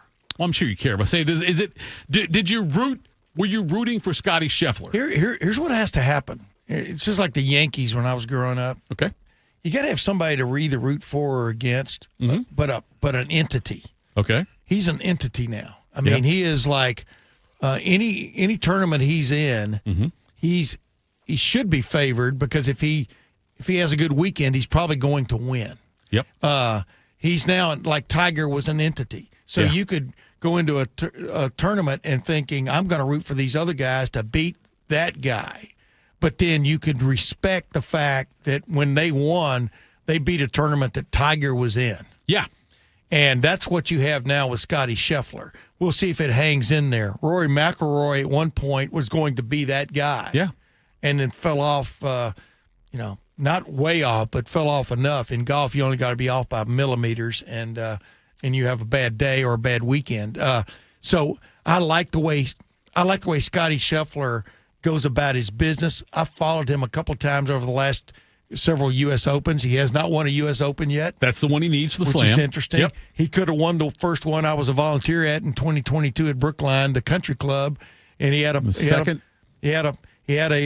shot on the last day on the par 5 that got up to the almost hole level backspin, and it rolled back. It was a little flip shot, rolled back all the way to his feet, like 30 feet off the green. And that cost him big in that tournament because he ended up finishing third, I think. Oh, third, yeah. Behind right. Zalatoris and then Matthew Fitzpatrick, who won it. But he's a guy that's got his act together so much now. He doesn't even care about winning. Well, no, he doesn't. No, he cares about winning. I think he's as cold-blooded as you can get when it comes to I'm going to now hit a shot that's going to be like me stepping on your throat. Sure. He's that kind of golfer.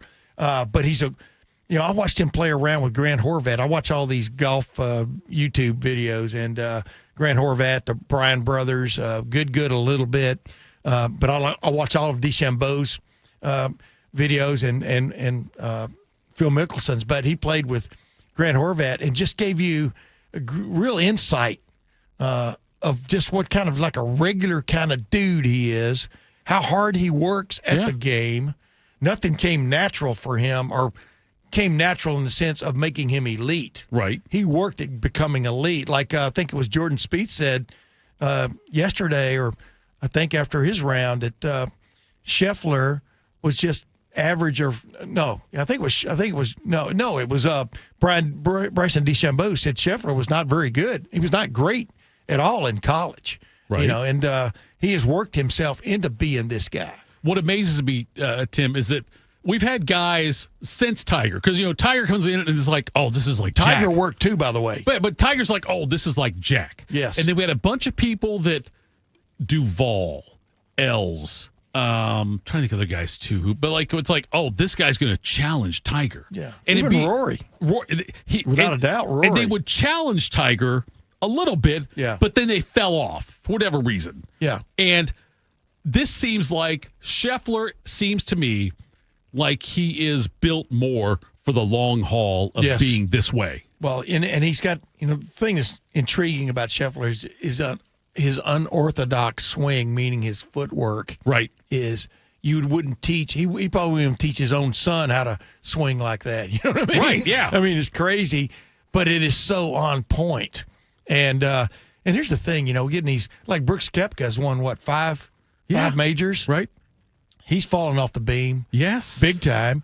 But whether he could get it back, I mean, Jack Nicklaus fell off the beam for a while. He did for a while till. But here's the thing: whenever we talk about GOAT, greatest of all time, I don't know how you can make an argument for anyone other than Nicklaus. Now, hear me out. Okay. Because I know you know this stat. he won 18 majors. Right. He finished second in 19 majors. Right. Tiger is nowhere close to that stat. No, Tiger was win or suck. Correct. And that's what he was. Jack Nicklaus was so good for so long in the majors. Right. I mean, because he majored in majors. That's what he did. You're right. He was the first guy to really come along and go, I don't necessarily have to play the Greater Greensboro Open or whatever. Yeah. Back in the day, but I'm going to tune for the majors and pointed to him, and then was elite in the majors. And just if 3 or 4 of those others had gone right for him, I mean, he would have won 22, 23 majors. Do you remember he had 20? We wouldn't even be talking about it. Do you remember when he had 20? Yeah, I remember when he had 20. Because he counted the U.S. amateurs, and they said, no, now we're not going to count those anymore. If you listen, when he hits that putt, yes, they say at the Masters in 86. when he was his last one. Yeah, it was his 20th major, and then the Hamana. Well, we're only counting. We're not counting 2 of those. Right, we're going Whereas back. Bobby Jones, he won U.S. amateurs, and the Grand Slam, one of those was a U.S. amateur. And I also think Scheffler is likable. I agree. He's almost like what I like about him is he doesn't try too hard. He doesn't try hard at all to be your best buddy. No, he just is himself. The way he interacts with his kid Bennett is so cool. Yeah, but and you can either like him or not. He doesn't really, I don't think, care. I don't think so either. And I don't know if his sponsors eventually are going to have a problem with that. Right. But yeah, he doesn't care whether you like him or not. He just goes out and does his thing, and he's cold-blooded. I mean, that's the word I would use, because when he needs a shot, now he hasn't won every major he's played, obviously. He ain't even come close. I think in the last 22, though, he's made the cut in 21 of them. Yeah. There's only one cut he's missed, which is really hard to do in today with the majors, to make the cut every single damn time. You agree with me. I mean, the depth of field now, of the fields now is nuts. How many really good golfers there are out there, and boy, just one little slip up. Yeah, it is the winning versus not winning. Yes, it's like paper thin, to where it used to be. You go into a tournament and you would think there's like 8 or 9 guys can win this thing. Go ahead. I'll tell you, I got my own right now. I've got my. I don't know why I'm whispering. I've got my own, Neil Shipley, right now. Neil Shipley's won 2 Korn Ferry Tour tournaments this year.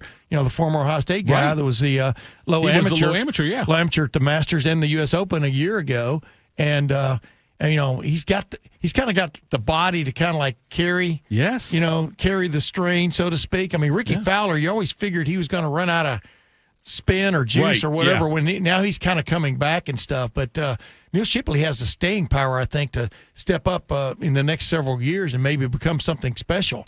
But yeah, the problem is, I think golf is, up until now, I think golf has been having a problem with being a little bit too diluted. There wasn't that dominant guy. I think Scheffler in this season, coming back from that cut hand he had at the beginning of the year, whenever, and Phil Mickelson basically said he's not going to win a tournament this year. Yeah. Oops. Yeah, a little wrong on that. Yeah, but now he's back. He's, like I said, he's the entity, man. When he shows up, it draws fans. Yep. And it draws attention from his competitors. I agree. All right, coming up next, Toys Guys Juice. Morning Juice. Hey, it's Bobby Carpenter. I know what it's like to be stuck in that cycle of pain where you're trying to get better. You keep going to the doctor, steroid shots, surgeries. Do not go down that road anymore. Go see my friends at QC Kinetics. They will help treat you without going under the knife and without the meds. QC Kinetics are the leaders in regenerative medicine to help your body heal itself. And I should know, I've been a client there, and they helped me with my knee get back to the running in the summer and going whitewater rafting and all of the things that you enjoy. And this is the critical part about my friends with QC. 92% of patients report satisfaction with their results. That's peace of mind. It's not just a number. They're trying to help you. They're the second opinion that you're looking for to keep you from getting under the knife. To find out if you're a good candidate, go check them out at qckinetics.com/Columbus. The consultation is free, or call 380-228-4544. That's 380-228-4544. They have offices all over Central Ohio. So go check them out. Your child is sick. With those 4 words, the innocence and joy of childhood disappears. But Starlight has taught us 4 other words that make all the difference. The power of play. Happy kids heal faster. That's why Starlight Children's Foundation delivers happiness through gaming, toy deliveries, and more to hospitals across the country. Learn more at starlight.org. Your child's oral health milestones matter.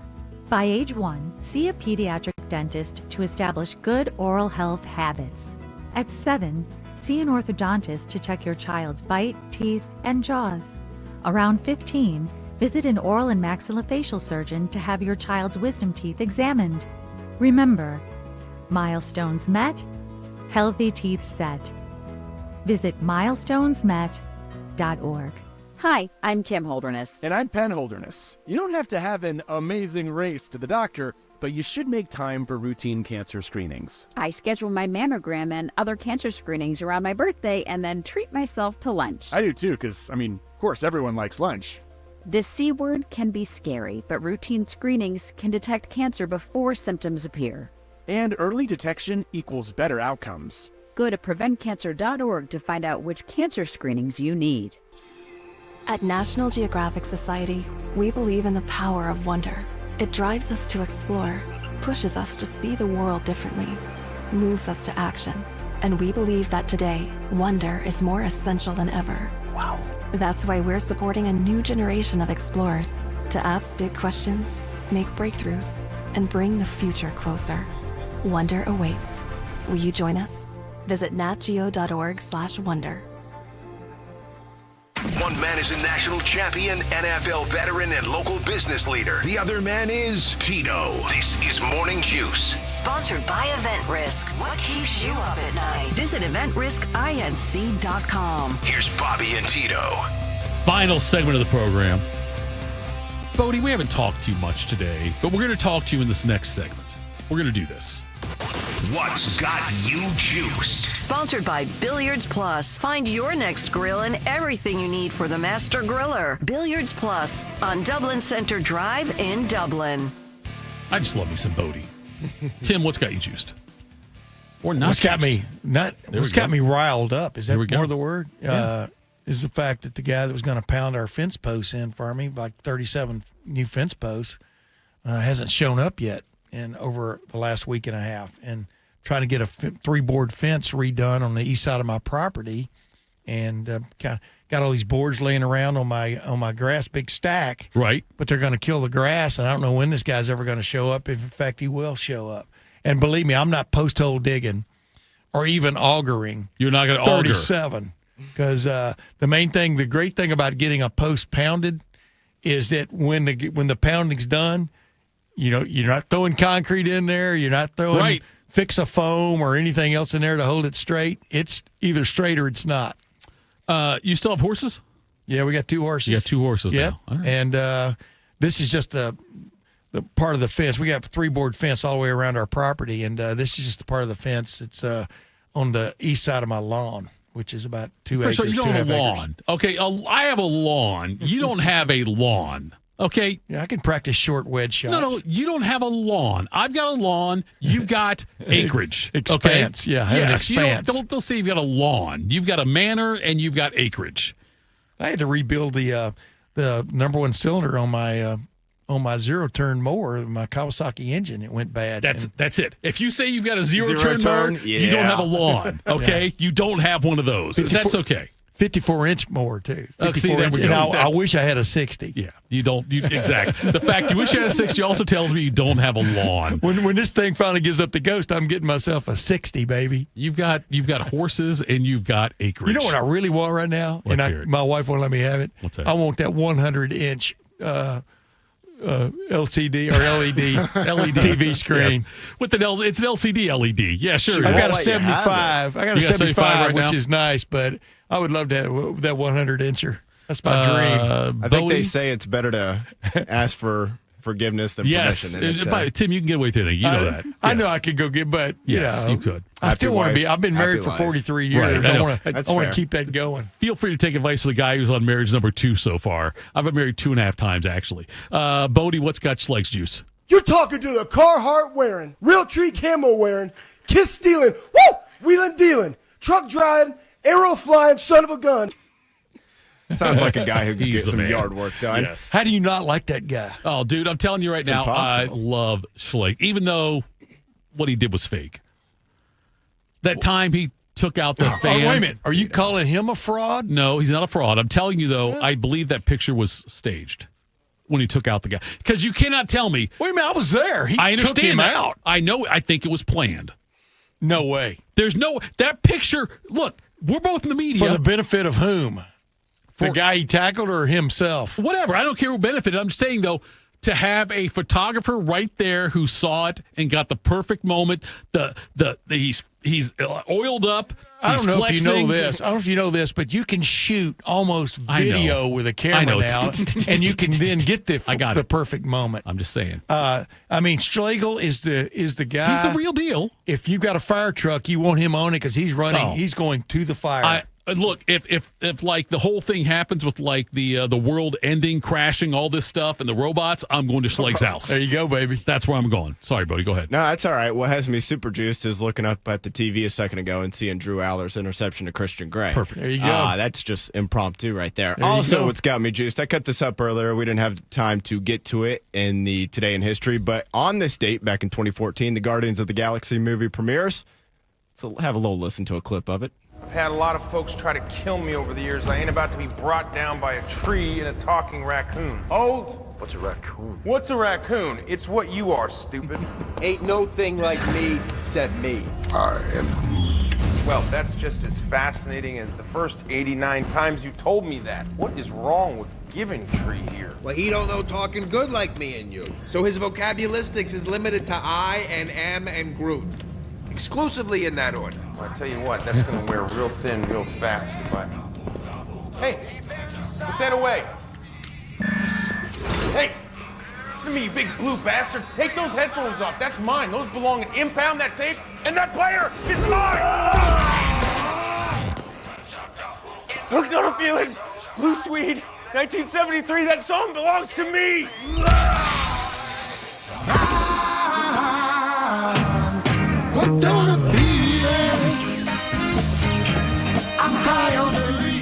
It's always hard to decipher which is better, the soundtrack of those movies or the actual movies themselves. How many have they made of those? Guardians of the Galaxy in particular? Yeah. 3. There's been 3. Yeah, the third one came out, I think, just last year or maybe 2 years ago.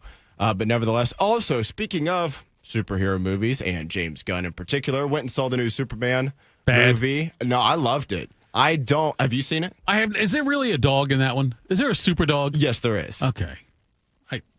Okay. We are talking about an alien that saves planet I Earth, Tito. It's not exactly I get it. I know. I thought it was fantastic. You thought it was a good movie, though. I loved I've seen it. across the board. I've seen great and awful. Yeah, me too. And I don't really. I'm surprised at some of the awful in terms, which I don't know how much we can get into this, but I know some of the awfulness comes from people, Mike Francesa. Well, and that's the thing, though, is like I saw some of his comments.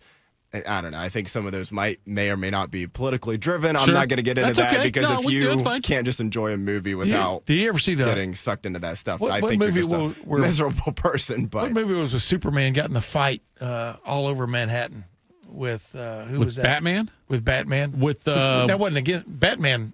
that was with Ben Affleck as Batman. Yeah.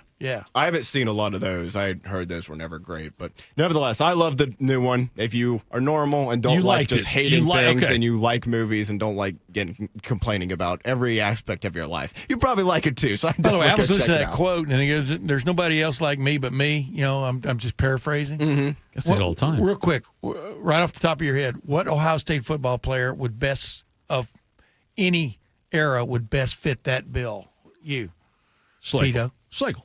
You, Bodie. That's a good one. Well, you're a Notre Dame guy. That's Just true. name a Notre Dame guy. Yeah, He's gonna do gosh, I don't know. There's no one like me. He's gonna but say me. Ron Powell. How about Troy Nicholas? I don't know if anybody's going to remember that name, but he was a tight end probably 10 years ago or so, and he was just a character, man. All right. Mine would be Ted Ginn Jr.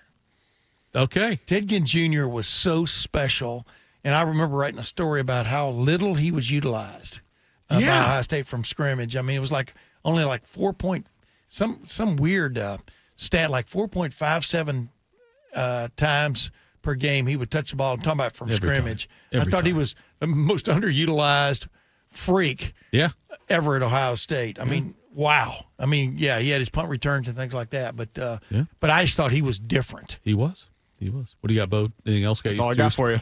I'll have to check out the Superman. Now, honestly, now the fact that Bodie says it was Look, good. if you don't want to go see it in theater, like, that's fine. It probably, I wouldn't, have you seen, how much of the Marvel movies have you seen? Not, my wife's seen all of them. Okay. I've only seen a few of them. I wouldn't consider it, like, top tier. Right. Like, I'll say this, and you may not be able to relate to it, but I wouldn't put it like Infinity War, Captain America, Winter Soldier, but I would put it in the next tier. And I know it's not a Marvel movie, obviously, but, like, that's just my opinion. I enjoyed it. I thought it was Italy fun. says Terrelle Pryor is the one that she would select for. Yeah, that's a good one, too. I just said mine. That was my pick. Yeah, the Ted Ginn thing. And if you go back and watch highlights of him, you don't need to because you were there in person, but if you go back and watch highlights of it, though, what amazes me, he does not look like his legs are moving fast. Correct. It's like Robert Smith. Robert Smith was so fast, but he had this ridiculous stride. Ted Ginn Jr. would juke people 5 yards away. That's how good he was. It was crazy. I mean, you can say Terrelle Pryor, but Cam Newton, Vince Young, right, is that ilk of quarterback in my opinion, and Cam Newton was much better in that regard as a quarterback than Terrelle Pryor was. I'm talking about in college football. I don't think there's any debate about that. And then Vince Young was just also a freak. But I'm just talking about a guy that I would always pick to be on my team. Yeah. Would have been Ted Ginn Jr. because he was so fast. Amazing. It was stupid. Another guy would have probably been Antoine Winfield because he didn't. Antoine Winfield doesn't really make sense. Right. How good he was based on how big he was, and he was just played well above his capabilities, except against Plaxico Burress in the fourth quarter in 1998.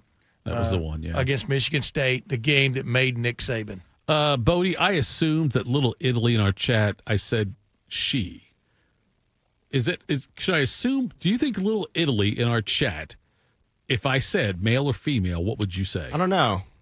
They're always in there on a constant basis, so we absolutely love them. I love Little, but I said her, but I'm not sure if it's a her or a he. I'm not sure on that one.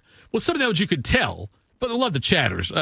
Tim, I know you're not on the YouTube over there because you don't have the computer in front of you, but the chatters are great, and they love having you here, by the way. I've gotten a lot of positive comments in the chat about you being here. They miss Bobby, but they're glad Tim May is here. And I'm telling you guys, Tim May, legend, with how long? What was the first year you covered Ohio State football? 1984. 1984. That's when I was covering. I mean, I covered games before that, and help coverage. On one of the other Bob shows, Baptist they were talking about the running backs that they've seen from Ohio State that were elite. And Archie comes up, and Zeke comes up. They're all Dobbins, different. but like Byers for me, and that was around the time you started. Then Byers, 84. he was an absolute beast. I did a stat that year on how many times Keith Byers, the play ended. Yeah. And Keith Byers had not been tackled. Right. He'd either been run out of bounds or stopped. They stopped. And but they not said, tackled. Yeah. That was phenomenal. And I keep going back to this. Keith and I have talked about this a million times. That high ankle sprain he suffered on the last offensive play at Wisconsin when they got upset by Wisconsin, cost him the Heisman Trophy because the next two games they played Northwestern and Indiana.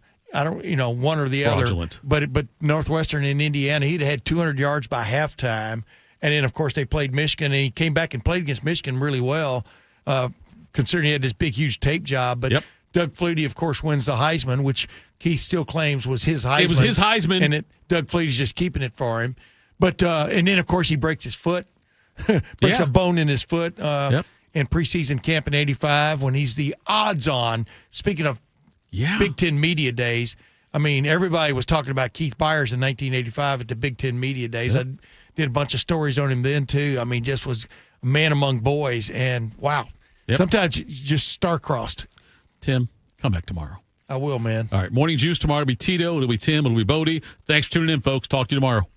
Bobby Carpenter here with Riverside Bank of Dublin Sports Money Report. In sports, it's always a good idea to be working on your fundamentals. Off-season, during the season, it doesn't matter. The ones who drill the fundamentals are the ones who consistently win. The same holds true when you're running a business. Chuck Moore, CEO, and Travis Sanders, president of Riverside Bank of Dublin, know banking fundamentals can make all the difference. Thanks, Bobby. There's no substitute for doing the right thing, and often the hard thing in business. Managing the books, cash flow, and sales tracking is as important as producing the product. The business cannot succeed without good fiscal management. Thanks, Chuck.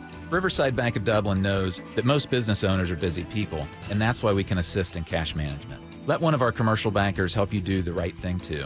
These skills will help you grow your business and get a loan when the time comes. We want to help. Call us. Tune in every day for the Riverside Bank of Dublin Sports Money Report. Visit their office at 6300 France Road in Dublin or online at riverside.bank.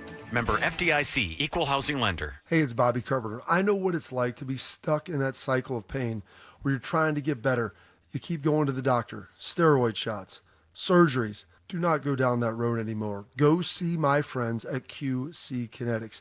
They will help treat you without going under the knife and without the meds. QC Kinetics are the leaders in regenerative medicine to help your body heal itself. And I should know, I've been a client there and they helped me with my knee get back to the running in the summer and going whitewater rafting and all of the things that you enjoy. And this is the critical part about my friends with QC. 92% of patients report satisfaction with their results. That's peace of mind. It's not just a number. They're trying to help you. They're the second opinion that you're looking for to keep you from getting under the knife. To find out if you're a good candidate, go check them out at qckinetics.com/Columbus. The consultation is free, or call 380-2845-44. That's 380-2845-44. They have offices all over Central Ohio. So go check them out. Hey guys, 13-year NFL veteran and Super Bowl champion Jason McCourty here, and I'm an innovation ambassador at FAIR, Food Allergy and Research Education. I would say the most challenging thing as a parent of a kid who has a food allergy is probably the ignorance that I myself had in the beginning. I didn't know what anaphylactic shock was. I didn't know the dangers, let alone the things that she needed to be able to have a normal life. When you go to drop your kid off, and every single time in the beginning, we'd have to go through everything she was allergic to. Preparation is everything. And me, for playing football for 13 years, it was all throughout the course of the week. It's getting ready for game day. When you're on the field, you're playing for your fans. At home, you're playing for your family.